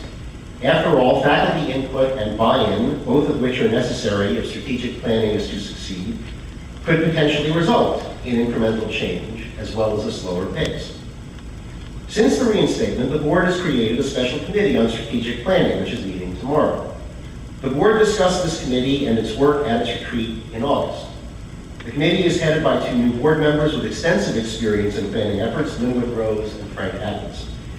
These co-chairs have written a letter outlining an approach to strategic planning that includes a strong role for faculty and the Faculty Senate, and appropriately recognizes the primary responsibility of the faculty and administration in planning efforts. These co-chairs also participated in a working session called by President Sullivan, which I attended, and which addressed a number of issues, including the problems with past strategic efforts. We applaud all of these developments, and the Faculty Senate stands ready to participate fully and productively in the strategic planning effort. Nevertheless, questions remain. Before the board's retreat, the provost and the deans wrote a detailed letter to the board outlining their approach to strategic planning. Yet, like President Sullivan's main memo on which it builds, the provost-dean letter was not discussed at the retreat or mentioned in the Atkinson-Rose letter. What are we to make of these omissions? Just yesterday, President Sullivan reiterated her view that the university is not in crisis by any measure and has proudly declared herself to be an unrepentant incrementalist. While the New York Times Magazine article reports that the rector still, quote, feels her warnings of an existential crisis will be vindicated. Will the board reject a strategic plan if it is excessively incrementalist rather than bold? It could be, of course, that these issues are minor, never really amounted to much, will be addressed and adequately debated during the planning process, or have been resolved. But at this point, it's hard to know. In addition to the lack of information about why the board made its initial judgment to seek President Sullivan's resignation and then changed course, there remain concerns about how the board reached its initial decision. The process leading to the decision appears to have involved inadequate communication between the board and President Sullivan, inadequate communication among board members, and inadequate consultation with university constituent groups, including faculty. As for board president communication, President Sullivan has said that she had no idea that the board was going to ask her to resign. That should not happen. Although the record has stated that there was an ongoing dialogue, and I'm quoting, there was an ongoing dialogue with the president over an extended period of time, that is not the same thing as giving the president clear warning that her job would be in jeopardy if agreed upon goals were not met by a certain time. What about intra-board communication? The rector publicly acknowledged at the reinstatement meeting that the board, quote, breached the trust of the institution by not having a publicly noticed meeting to discuss a matter of such importance. But one board member, Mr. Mistraco, has recently stated that the board never at any meeting held a discussion about President Sullivan's performance. Why not? Finally, with respect to board faculty communication, the board's position is apparently that the faculty have no role to play in evaluating the president for possible termination, non-renewal, or reappointment. For example, the rector in her June 14th statement endorsed the, quote, central role of faculty governance in matters of academic programming and curriculum, omitting any mention of faculty consultation on presidential review or retention decisions. This despite the fact that the AAUP guidelines require faculty consultation in these situations. In light of these concerns, the Faculty Senate wrote to the board in advance of the retreat, asking the board to consider a self-assessment. We hope that the board would take the opportunity to discuss the flaws in the process and potential changes to the board manual or other board policies concerning the appropriate process for reviewing and terminating or declining to renew presidents, as Haywood Fralin suggested at the reinstatement meeting. These changes could include the proper role of the rector and the executive committee, guidelines on compliance with the open meeting law, and when individual board member conversations are appropriate, clarification on when full board meetings are required, and the need for consulting faculty and other university constituents. Unfortunately, the board did not respond to our letter, despite assurance from the rector that we would get a response. Moreover, in the public session of the board meeting, of the board the board retreat addressing governance, which I attended, I heard not one word about any of these issues. Perhaps they came up in the closed session. Perhaps the board's new governance and engagement committee will address these issues. I hope so, but we must wait and see. I want to close with a few words about faculty-board relations. Despite all I have said, I want to reiterate in the strongest possible terms that the Faculty Senate is committed to moving forward and to reconciliation. We will work in partnership with both the administration and the board to make meaningful progress toward meeting our many challenges. To that end, I have met or had phone conversations with Rector Dragas, Stephen Long, as he described, George Martin, Hunter Craig, and Hillary Hurd. These conversations have been productive and cordial, and I hope and expect to have further conversations with these and other board members in the coming year. The rector mentioned to me the possibility that she or other board members might participate in one of our meetings this year, and several faculty members have conveyed the same wish. Perhaps at such a meeting, some of the concerns I have outlined here could be addressed and finally put to bed. We look forward to the day when not only our beloved rotunda, but trust between faculty and the board is fully restored. And I hope with all my heart that that day comes soon. The future of the university depends on it. Thank you. Thank you very much, Mr. Cohen. Appreciate your insight and your commitment. Can we discuss this? Yes, please. Can we discuss this, Mark? Sure. Well, I'd like to discuss it. And I'm not on the board, I'm an advisor, I wasn't on the board previously, but I draw this analogy, and I sit here and I thought it was very eloquent. And I really do hope we'll have more meetings with Steve, because I have known my church is a very Christian man. He might bring along Gary, our pastor, and he often finds a way to humor you something. But I would say to you, as bluntly as I could, is we need to leave the past alone. You're trying to dig up things and you're trying to get answers, in my opinion, you won't be out. And the more you dig, the more you make the university look bad. And we've enjoyed some really great rankings here in the last few weeks. If we keep at it, and I would suggest we were doing a lot of it, I think you won't see those kind of rankings in the future. I draw a real simple analogy, because I always like to keep things simple. And pardon me, I might get emotional, but I've been married for 46 years. God knows my wife and I've had some bad times. But you know, if every time we had a little bit of an argument, we had to beat that mother to death, we probably wouldn't have been married 45 years. So I suggest to you it's time to move on. Whatever happened, I do not know because I was not there. It happened probably because people were trying to do the best they knew how to do. I didn't quite know, but they were trying. President Sullivan is now with us. She's a good lady. She's trying her darndest to be a good president. I can assure you this board is trying to do a good job. And I would ask you to forget it and move on. Bill, and thank you very much for your insight. Ms. Gilbert? I'd like to second what Mr. Goodwin said. I am one of the 4 new board members.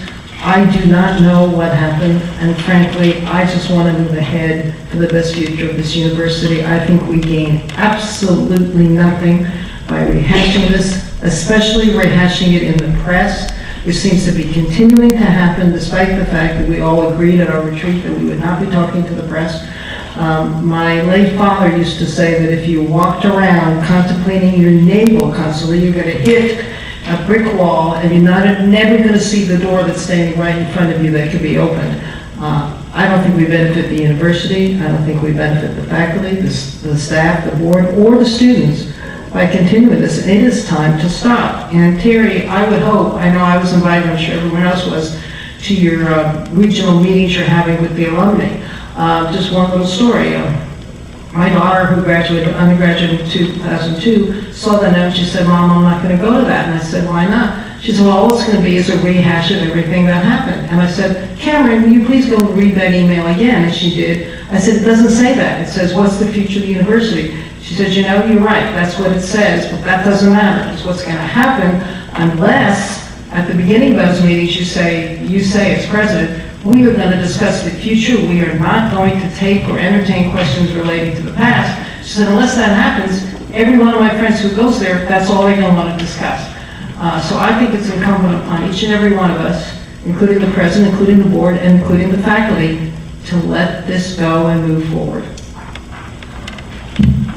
Thank you, Ms. Gilbert. Are there any other comments from members of the board? Mr. Robertson? I appreciate where you're coming from. I do think you need to give the new committee on governance a little bit of time, because that's really where a lot of those questions will be dealt with, and where you're looking for some concrete steps going forward. How are we not going to do this again? It's, I think, a 4-year issue rather than what happened in the past. And I believe that committee I know that committee, because I'm on it, is definitely dealing with those issues, and we want to make some very concrete proposals as we go forward. Part of the problem is the sheer weight of time and our inability to meet but so much. But I do think that you should be satisfied with the results of where we're going. Any other comments, any suggestions? I told you my committee meeting's going to be a little bit different. I may have to join your church. Madam President. It is true that I have been on a speaking tour because I think it's important to reestablish relationships with alumni. You may have wondered what was going on, but since all of those are basically live streamed and are archived online, you can see what I've said, including yesterday at the Miller Center. And my remarks have been forward-looking. I don't think it's helpful for us to look back. It's much more important for me to hear the alumni, to have the alumni hear from me, that we need to raise faculty salaries.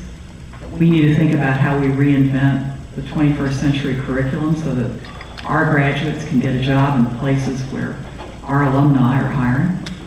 And also so that we can think about where we can move with new research directions. So that's been the text of what I've said. I can't control what people want to ask me about, but that's the text of what I've been saying. Well, we could, Terry, just say, we're not entertaining those questions. I want to talk about the future. Any other comments? Speaking of the future, again, I'll submit to everyone in this room that we're a blessed university community. We have a lot of good things, and let's keep going with the dialogue. Let's keep going with the direction of the university, and I appreciate the candid comments and the bravery of some folks for speaking out on various sides of this issue today. I think in order for the university to continue moving ahead in an excellent fashion as we have, it's important for us to look at what we do, and education is why we're here. At the end of the day, it's all about the student. And we can talk about money, we can talk about beauty, we can talk about philosophy, but at the end of the day, it's all about the student. And so I've asked today one of our distinguished associate professors, Professor Roxa, to come and speak with us today about learning assessment, learning outcomes, what's going on in higher education. She is the co-author of the book that I've already mentioned, Academically Adrift. And I really do hope that you will read that, because we are going to come back to it probably in November.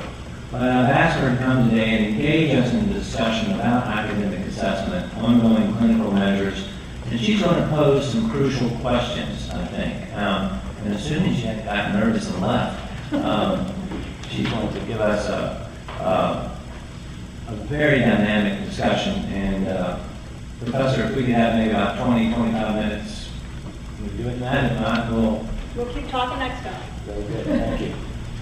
Thank you, Mr. Long. I very much appreciate it. Can everybody hear me? I'm a professor. I don't do standing at the lectern. It doesn't work that way. I appreciate the opportunity to be here today. I'm very grateful for that. Although I understand that I'm probably the only speaker who got introduced with a homework. So I hope you're not going to hold that against me. I'm going to try to absolve myself of that. I can say I am an associate professor of sociology and education. I also work as a special advisor for the provost, as well as an associate director of the Center for Advanced Study of Teaching and Learning in Higher Education. I've done extensive work on a range of different issues in higher education. I have looked at factors that predict entry, so who enters higher education. I looked at factors that predict completion, so once students enter, how do we know who finishes and how they finish? I also looked at things like reconciliation policy. So when states try to facilitate a transfer of students from 2 years to 4 years, how do they do that and is it effective? Right? So a range of different questions and dilemmas in higher ed. Most recently, my work has been focusing on student experience and learning, and that is what my brings me here today. I should note that I was born and raised in Croatia, went to school in New York. The consequence of that is I talk really fast. I try to be mindful of that, but if I do start talking really fast, please do raise your hand and I am going to slow down. My students are really good at that, and my husband is. There's a famous phrase, speed limit. Very clear indication I need to slow down, so you're welcome to use that. I should also note that I'm here today as a scholar and a researcher. As somebody who cares about these issues, who studies these issues, who looks at data on these issues, who wrote a book, famous and infamous, I guess we'll see, on those issues. I'm not here representing the provost or the center that I'm a part of, but this is me and kind of my scholarly background. As Mr. Long pointed out, this is only the first conversation. We're hoping to have a continuing dialogue on this question. These are big questions and important questions. So what I'm trying to do set up today is kind of a background and kind of big picture, big question background. I'm going to come back to lots of questions later with the book, but also other ways, at the board meetings, but also beyond that. So when I met Mr. Long, he asked me whether we at the University of Virginia ought to be a leader on assessment of higher education. I believe we should, but I also believe that in many ways we already are. There are lots of assessment endeavors at the university. We do annual assessments on the competencies that are required by SHAD. We do classroom assessments. We do program assessments. My center runs a number of assessments of creative and new policies and innovations, including we're working on the assessment of the new hybrid courses that we developed through the President's Violence Grant this summer. So there's a multitude of activities that are happening on this issue and on this question, which I think makes us poised to really do research necessary. As a footnote, I should know that this university and the board of the university had the wisdom to create the Center for Advanced Study, Teaching and Learning before Harvard got its $40 million grant to create their own center. So I think we're on a good street here, we're on a good track. Now, I think to be a leader, I think we gotta agree that we want to be a leader. I think we have to think about what that means. I would say that in order to be a leader, and to garner respect, that our respect is according to great leaders, it is crucial that we proceed thoughtfully and deliberately. Being a leader on assessment in the 21st century, you can remind me. Okay.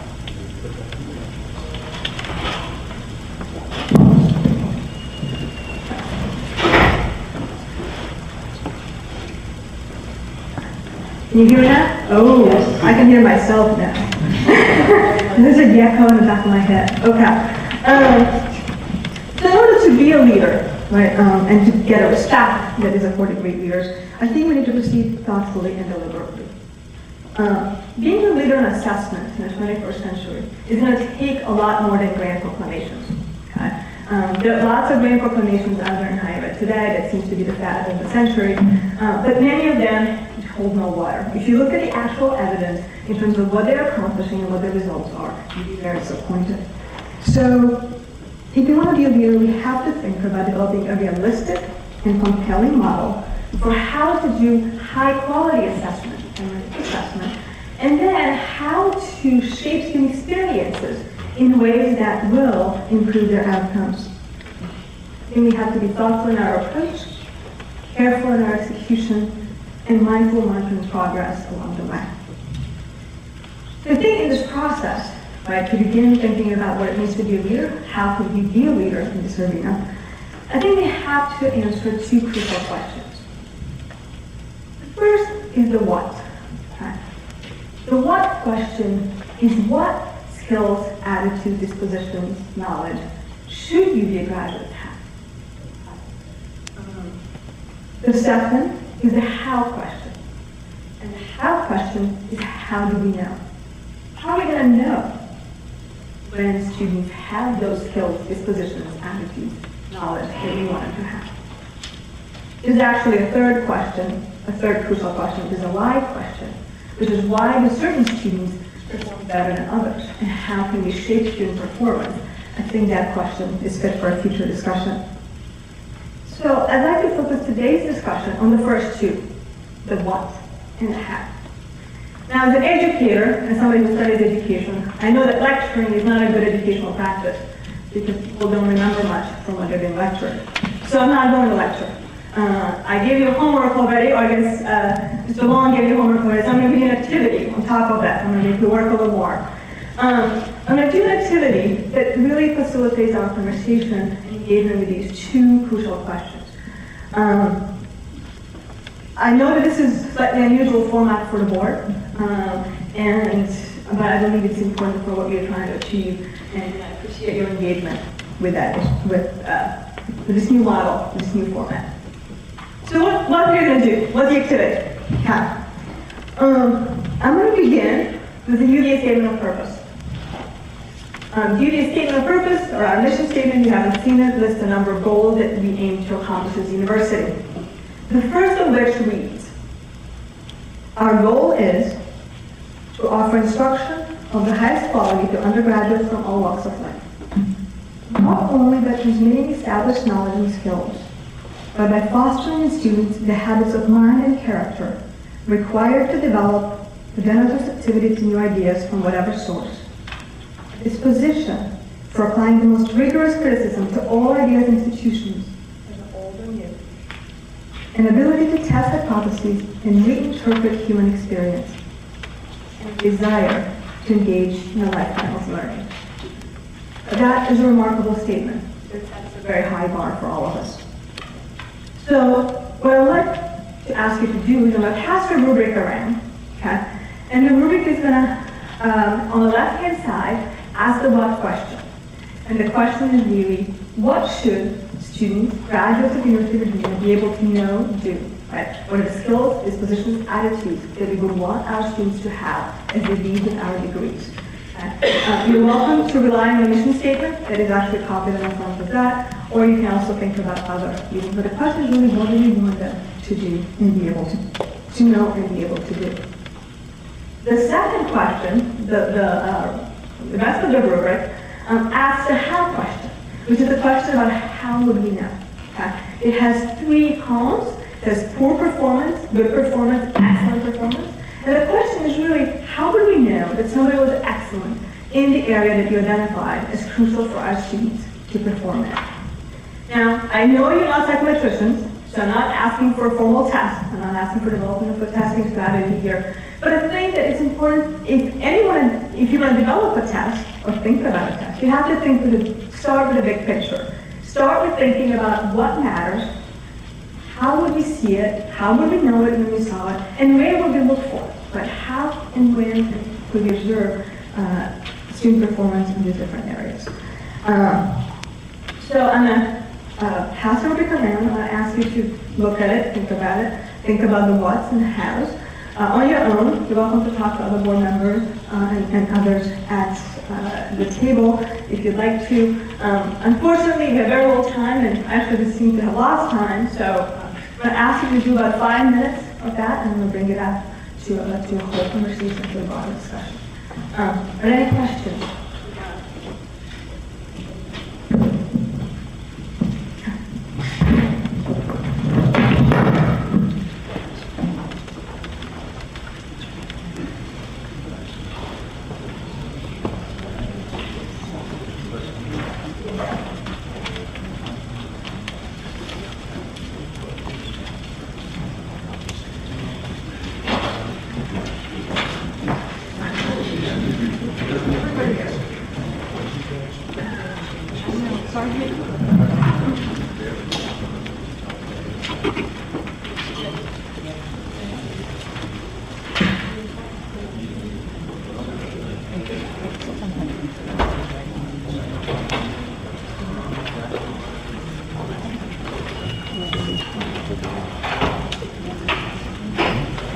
Congratulations, Tiffany.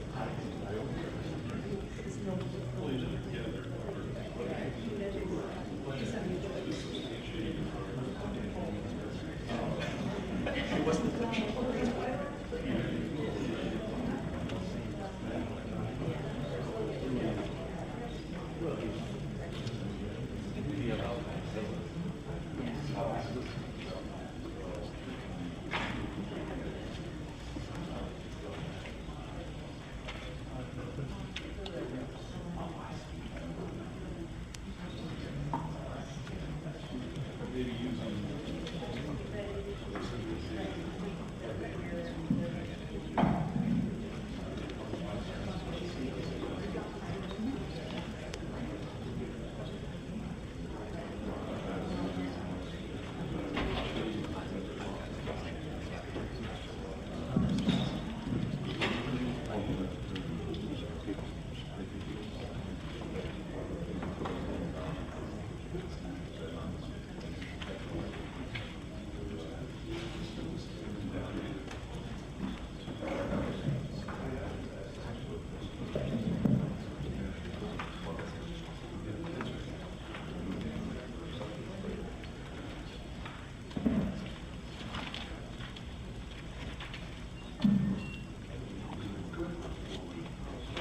Lots of been writing here, unfortunately, I'm going to have to stop it. Again, whatever we don't finish today, we are going to continue these conversations and discussions later, so there are going to be many opportunities to come back around. But I wanted to kind of bring us together for the last 10 minutes that we have here to bring this together. So Tim, you're doing some what? So what should you need to be able to do, or know, or form? In terms of what? What should we be able to do? Have strong analytical skills. Yeah, strong analytical skills. Part of our mission statement, right? What else should I be able to do? I included in that writing and critical analysis. Writing critical analysis, right? The data is slightly different. What else? Expert in subject area. Right, so we want subject knowledge. And there's an argument about you can't be a critical thinker and you can't analyze without having some expertise. We had the other two that Steve had. I was thinking that. Critical thinking and excellent written and oral communication. We were cheating over here, you guys. But that's called collaboration. At Harvard, it's called collaboration. Yes? Ability to work in teams, collaboration with others. Yeah, right. How do you collaborate? How do you work close together? And how do you look at a girls' team in particular? Right. I mean, there's lots of conversation about that. Have an understanding of history, because without it, we can't understand the present or predict in the future. Thank you. One of the chapters in the book is history, right? That we think is crucial. I actually included it under that same category of command of being able to write appropriately, command of English language, written form, and I also included mathematical skills. Yeah, people have to add, okay? Right? There's some mathematical skills involved there.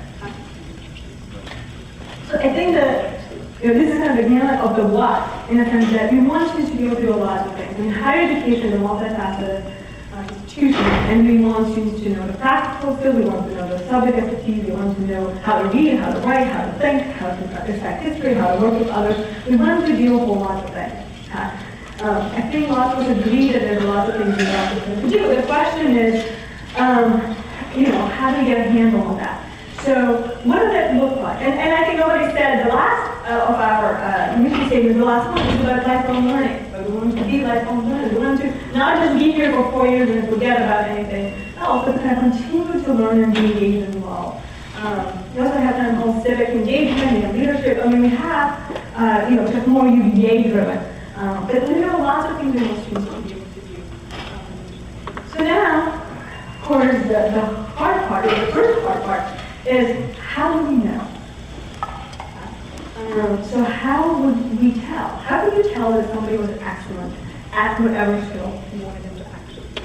Yes? Okay, for critical thinking, the ability to solve complex problems, for excellent performance, and for good ability to solve routine problems, and then poor inability to solve problems. Complex problem. What does a complex problem contain? What is a complex problem? What is a complex problem? Well, it has multiple variables. Okay, and then multiple variables that are maybe related somehow. A lot of information, a lot of moving parts. Lots of information from the past. So you have to kind of read through, think through, analyze, parse out, and then synthesize somehow. Is that what it looks like? Okay. See what a team produces, right? To get better outcomes. So how would you assess that? I mean, do I just come in and every senior at the UVA and say, here's a complex problem I just came up with, and I think if you can solve this complex problem, you're a good critical thinker, and you deserve to have a UVA degree. No, right? So how do we know? We have to have some kind of judgment in peer group. Graduate will be a dissertation. Undergraduate, I guess, capstone projects. A capstone project judged on critical thinking, or they usually judged on other matters? I don't know, you're the expert. Okay, right, so you can have a capstone project, but that's, okay, so this is interesting. So this is putting assessment on the level of the program, potential level of the classroom, or the best level of the program, right? So if you're going to talk about when and how do you know, right?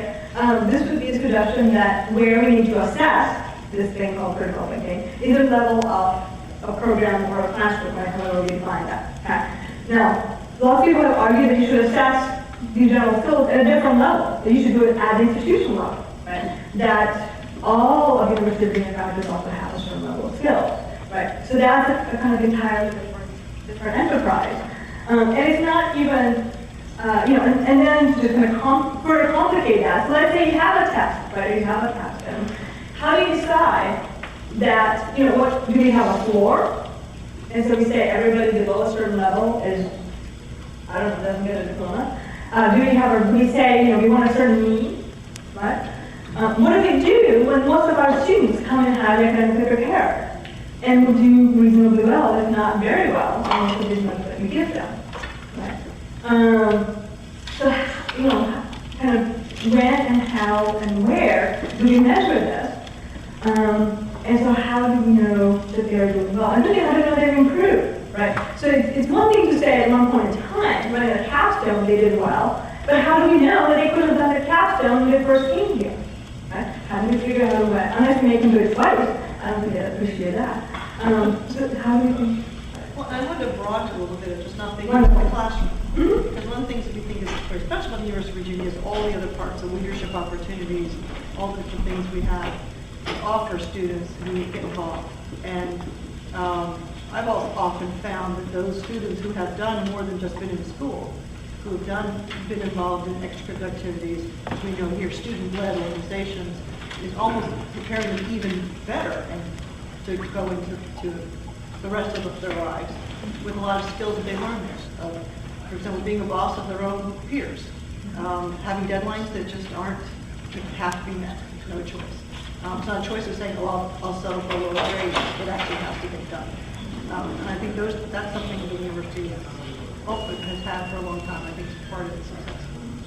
Indeed. And so I think there are two questions. One is, are there other outcomes we should be thinking about, right? Not just critical thinking or writing, but outcomes like engagement, outcomes like time management, outcomes like leadership. I mean, try to figure out how to define that, right? Similar to critical thinking. What do you create leader and how do you tell? I think it raises that question. So should we broaden the discussion of outcomes, right? Even though what do we measure? But it also raises the question about where students are developing any of the skills they want to think about, right? Are they developing critical thinking in their groups? Leading organizations, having to make difficult choices, having to, make decisions based on traditional information. If that's where they're learning these skills, then it shifts completely on how you think about it, right? How do you assess it? Where do you assess it? And what do you try to move? And how do you try to make progress? So I think, unfortunately we are, this is a short discussion, but I appreciate engaging it. But I'm trying to just kind of suggest that it comes to a very complex matter. Right? Because we're trying to figure out right? What do we want students to be able to build and do at the University of Virginia? And then how, when, and where do we measure that? Lifelong learning, you probably don't know that until 10 years out. Leadership probably too, right? You might not know that until many years down the road. Critical thinking, that's something we do here. But then I think the last question that we haven't talked about today, that hopefully we're going to pick up later, is that why do some students do better than others? And that leads to a discussion about where are they learning and developing skills. So where? Is it in the classroom? Is it outside the classroom? Where outside the classroom, right? How can we shape those experiences so that we actually see improvement over time? And I think that question is crucial, because if we don't understand why, you can understand why somebody is doing better or worse, right? And what predicts their performance. Then whatever policy you put in place is not going to produce the outcome you want, because you're not dealing with the actual thing that actually produces the outcome that is effective. And I hope that as you read your homework, as you get into this, that you keep that at the forefront. You keep seriously thinking about the why. About why are students performing well or not well. Because I know the book is well known for saying that students don't learn much in higher education, and that is one of its findings. But the book also has a lot of discussion about remediation. It has lots of discussion about where it happens, how it happens. It has lots of discussion about history and context to help us understand where we are today, and I would argue how we can think about the future. And so, you know, as reading that and we continue this conversation down the road, I hope that we can have, you know, both the hows, the whats, and the whys in place as we think about developing a system for the University of Virginia. I am delighted that we are having this discussion, that you entertained an unorthodox format for the meeting, and I look forward to continuing the conversation. Thank you very, very much. Are there any questions? Any comments?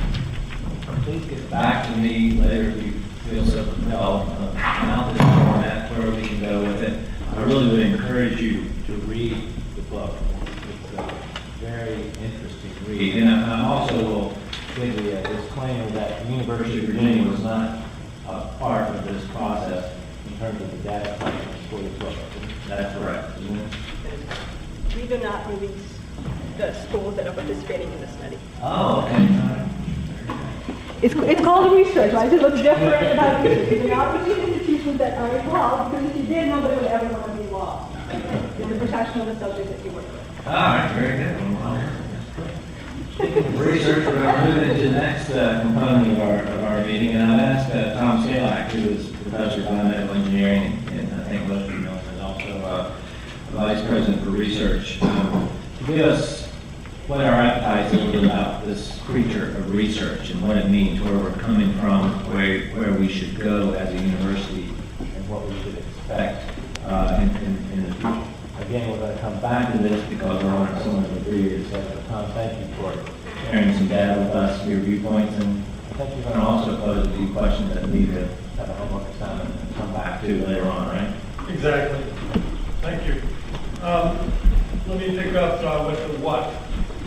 Research is one of our primary purposes for being at a university. Research creates new knowledge. It creates new knowledge in all fields, from humanities to the arts, and from sciences and engineering to business. Research also provides student experiences, that valuable student experience that is the core in the essence of being a UVA student. It provides experiences in original inquiry, design, creative work, and discovery. Research inspires capable partners as well to join the university in reaching towards our aspirations. So it's an investment that we want to make. Now, as described in the lengthy research report that you have in your board materials, I'd like to highlight a couple important points. You may have seen one figure, figure 1.4 on page 14 of the research report. In that figure, we show that UVA faculty are really remarkably competitive on the national scale in acquiring, obtaining for university research for that student experience, federal research funding. That figure shows that our level of federal research expenditures are 8.7 times the level of state and local funding to UVA. So the UVA faculty are actually number one in our peer group, which includes UCLA, Duke, Berkeley, and Michigan, among others, in that ratio, that leveraging of state and local funding for research in terms of bringing in new federal funding. 8.7 times the level. That's very high leveraging. The national average for the same ratio is 3.1. So UVA is almost 3 times as competitive in that leveraging as the average national public university. And of course, every dollar of that federal research funding that our faculty does on the track of the university produces local economic benefit for the state and for our region via job creation and taxes. So that's an added state benefit.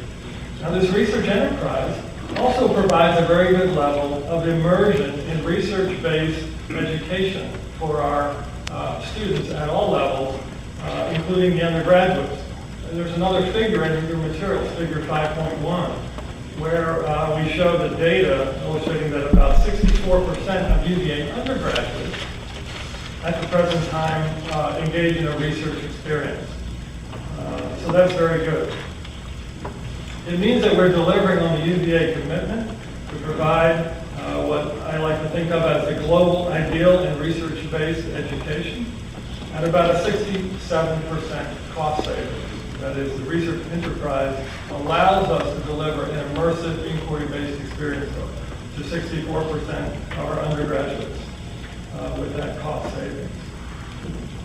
So given the need to deliver the global ideal in research-based education to 100% of our students, which I think is our aspiration, as I think was just expressed in the board input, in the group discussion, to immerse students in inquiry-based problem solving throughout their careers, and given the tremendous leveraging capability as demonstrated by this 8.7 ratio that I just cited, how can we increase the level of state and local funding in research, or investments in research, to enable both the student experience we seek, that is based upon having a research enterprise to provide that research, that inquiry-based, immersive, hands-on learning experience. So that's really question one. Let me just put question two on the table, and then I'll come down to the table here and we can discuss, or we're prepared to discuss as we go through our work at the policy committee during the year. So question two dealt with how can the board help us engage new partners in the research enterprise as we seek to enlarge it to achieve the immersive experiences we want. So UVA has a pretty good track record in attracting outside partners. Federal agencies, as I just described, foundations, some corporations, including recent examples we've all heard about with Rolls-Royce, AstraZeneca, and other partners, including most recently Vonage, who were here on ground to kick off a student competition on the future of social messaging last week on the steps of the Rotunda with a group of students. Externalities often produce new opportunities. So just as the strategic planning process this year may produce a continuous interaction in terms of recognizing what our growth opportunities are, we think that's important to research as well. At the current time, big data might be one example of that. You've heard about that in some of President Sullivan's speeches recently.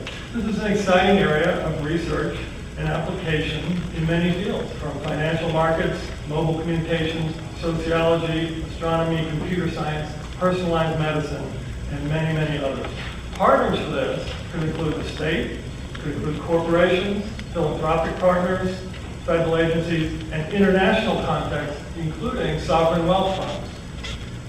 So question two is, how can UVA develop the partnerships we need to fund, develop, and create impact on the world in such new strategic initiatives?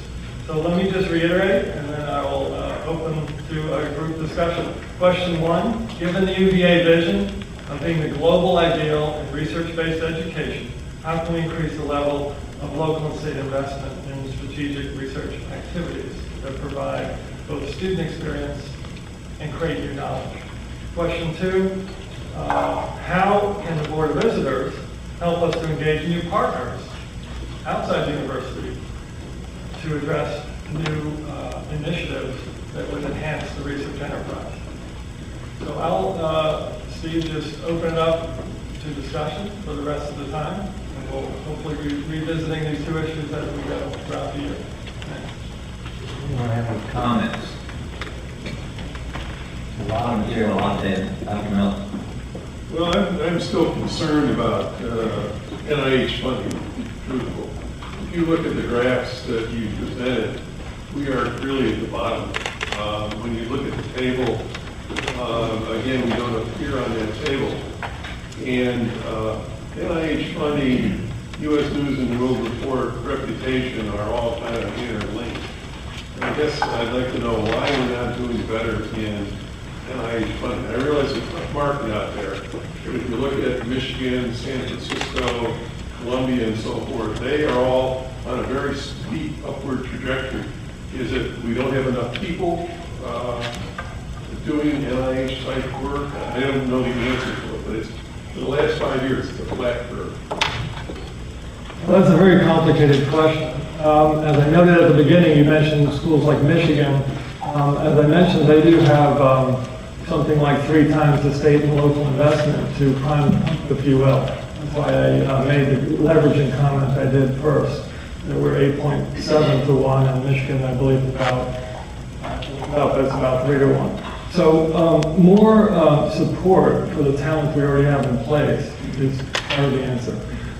Another answer is that even when you're stable over a period of time, given that we often have some of our most senior active faculty leave to go to other institutions or retire, and we've replaced them, there's actually a lot of dynamic turnaround in the things that we're funded for. So I want to, first of all, say it's not a static picture, that the same people funded 5 years ago are the same people funded now. So when you see a stable number, it actually means we're achieving quite a bit through our department chairs, deans, through the hiring practices that the provost guides to achieve that level. Now, you're asking, on top of those points, why have some schools attracted more of the shrinking NIH funding high than the cohort of UVA faculty, or at least I think that's what you're asking. Well, there's a number of initiatives we've moved forward that are in biosciences that have attracted funding. Some have been Board of Visitors supported star hires, which produced a cluster of hiring. Many examples of these which have produced good results, return on investment. For example, genomics in the School of Medicine. So we can approach hiring that manner. There's also been junior hires made across both engineering and medicine that have brought in research funding at the level of more than $500,000 per FTE per individual faculty member, which would be on the scale of those peers that you mentioned. I think the question is, how do we make the entire cohort of faculty engaged in the intensity of research activity needed to garner peer-reviewed NIH funding across a broader swath of the population of faculty. And that becomes then a matter of hiring plans and strategic turnover of the faculty and additions to the faculty. And I think that'll be probably addressed by the provost with the strategic plans of each school. I'm just thinking that if all medical centers are going to have the same issues, turnover of faculty, young people, older people leaving, et cetera, but somehow just being a flat curve for the last 5 years, when you look at all the other schools that are in this pretty straight trajectory up, if you take a look at what Pittsburgh has done over the years to really build a research enterprise, what did they do to make that happen? What are some of the examples of other places? Because I think it's critical to this institution that we build on a research enterprise, and NIH is still going to be a significant funder. Let me make one brief comment, if I may, Steve. So Pittsburgh, as you mentioned that as well, of course, has a very specific strategy that I think you know very well over the years of increasing the number of clinical trials as a way of bringing revenue and creating a large enterprise. So that's a quite specific strategy. And the second thing I wanted to say is, I see Peggy Shupnick has just sat down at the table as the Associate Dean for Research in Medicine, and maybe ask Peggy to say a few words about NIH funding in the School of Medicine. I'd like to make a comment a little bit, particularly Ed's comment, because I happen to be on the National Cancer Advisory Board, where we actually approve $5 billion worth of grants a year. And a few months ago, I asked to get a list of our institution and the total grants given each year. And I can assure you UVA is not anywhere near where it needs to be. So I can tell you from a basic number point of view, we're a long ways away from where we should be given our other colleagues. I'll also have to make a comment, I'll probably dig a hole twice today. I guess you can dig too many holes in one day. By sticking my neck at it, because I have had some experience with research here at UVA. But I would make a comment in a bigger picture that I think the administration and the Board of Visitors have to lead an effort with the assumption that we do need to do something different than what we're doing. Sometimes we can, and we all tend to sort of not think we need to change, think what we're doing is good enough, and we come up with all kinds of reasons to justify that. I would say here at UVA, starting at the very top, which is this board and the president, I think they need to address the problem that we do not have the kind of research dollars that we should track. I suspect, and I bear this from the National Cancer Advisory Board I'm on because I happen to be pretty impressed that through all of their peer analysis, the way they make grants, it's reasonably well done. It's not a lot of favoritism. It's good research gets rewarded with grants. So it gets down to the core of having good research people who can then therefore justify and attract grant money. I think that pharma, and I'll use individuals, are probably equally as critical or is equally as interested in results as say NIH or NCAB is. So that would be my comments. We'll certainly look at this committee to strategic planning as well, which I know they're going to be addressing part of this. And then, as the chairman of this committee, I'll certainly look into that and perhaps we can expect some concrete recommendations. I think Mr. Robertson. Basically, two questions, and then I would direct the board to figure 1.2 on page 12 in the research report. First, one clarification. This is all federal research expenditures, not just health related. Is that correct? So then the question I have, because I really don't understand, against our peer institutions, there's a massive increase between 2008 and 2010. And we don't have it. What happened? The simple answer I would give to that is that some institutions took better advantage of what's called federal stimulus money by building facilities which carried large amounts of funding, and also research programs to parallel some of their program expansions. Were they so-called shovel-ready projects? Yeah, they were active and yeah. Not necessarily. Not necessarily. I mean, people, when the stimulus grants came out, people were working night and day to get those new grants in, get some pilot data done.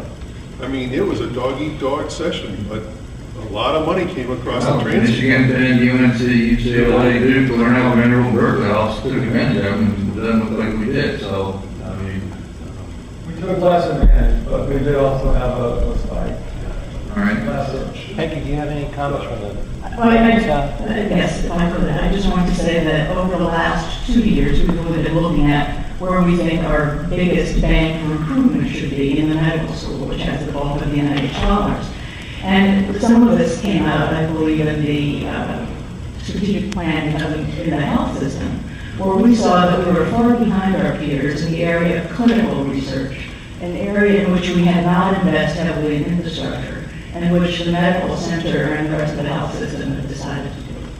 And this is an area which we believe will not only benefit our clinical colleagues, and we have started to see, as we cast our eyes in this area 2 years ago, we're starting to see some benefits. We've gotten our first CMMI grants. We've gotten some of our first clinical effectiveness grants. And as you probably have already heard, this is one of the overarching areas that we want to invest in. So we believe that this is a critical area in which we can expand and should expand in the next few years. So that's one area. A second interdisciplinary area that we hope to bring up, and is really an area of some of our most distinctive and star research, is the area of the computational biology and engineering intersection with medicine.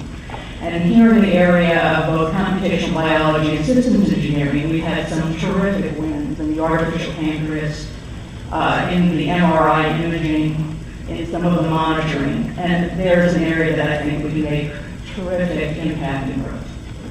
Thank you very much. Well, I could not agree more on that, but one of the things I would say is that this area of clinical investigation is not going to be easily done if you don't have trained investigators.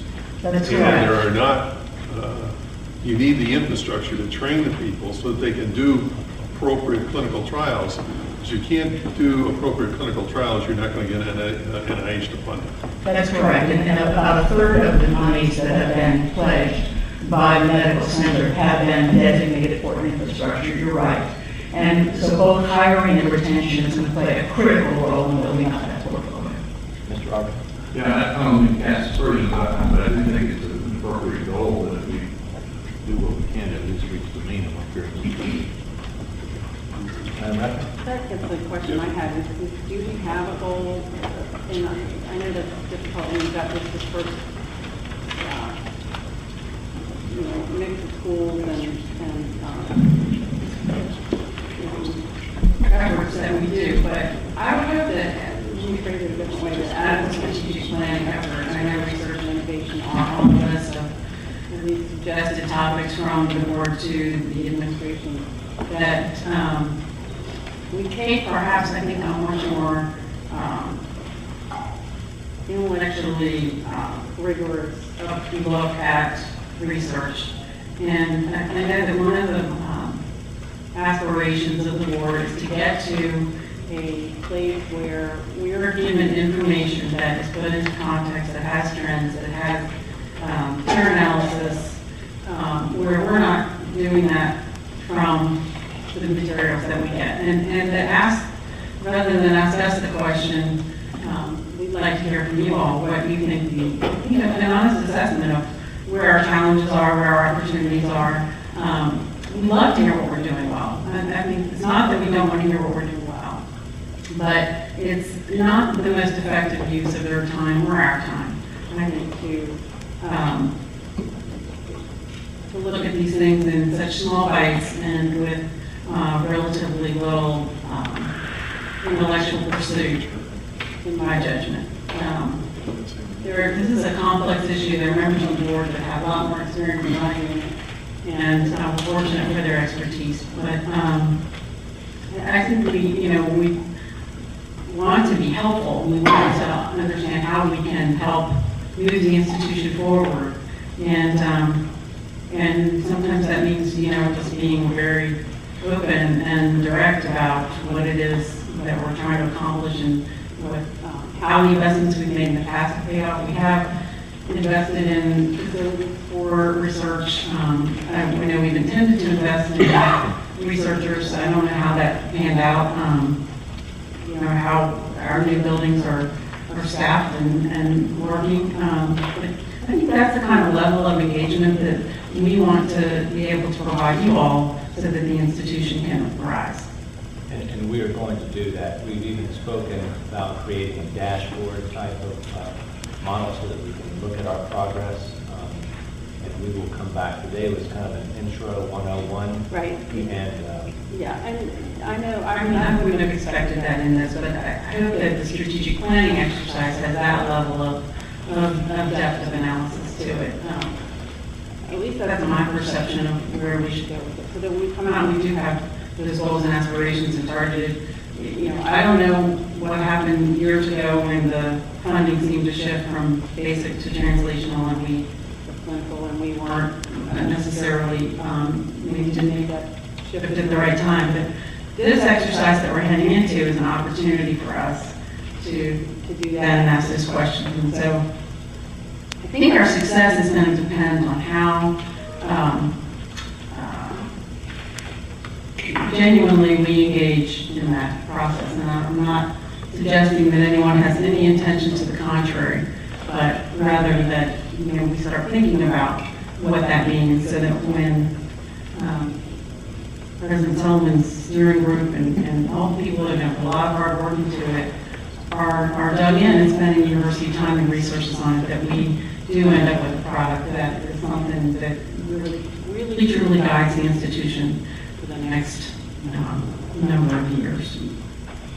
Brief response. Just to point the board to pages 2 and 3, you'll see some descriptions, Helen, as you're asking for the return on investment on past DOV research enhancement programs, for example, 4 to 1, $85 million for investment of $20 million. 20-to-1 on the nanotechnology incremental return. You'll see 32-to-1 for our energy systems investment. So we did try to capture some of the quantitative returns on central investments there for you. But I think what we could do, to your point, is do this much more exhaustively and comprehensively in sort of spreadsheet format with trends. But that was our intention in that description, so I point people to those pages.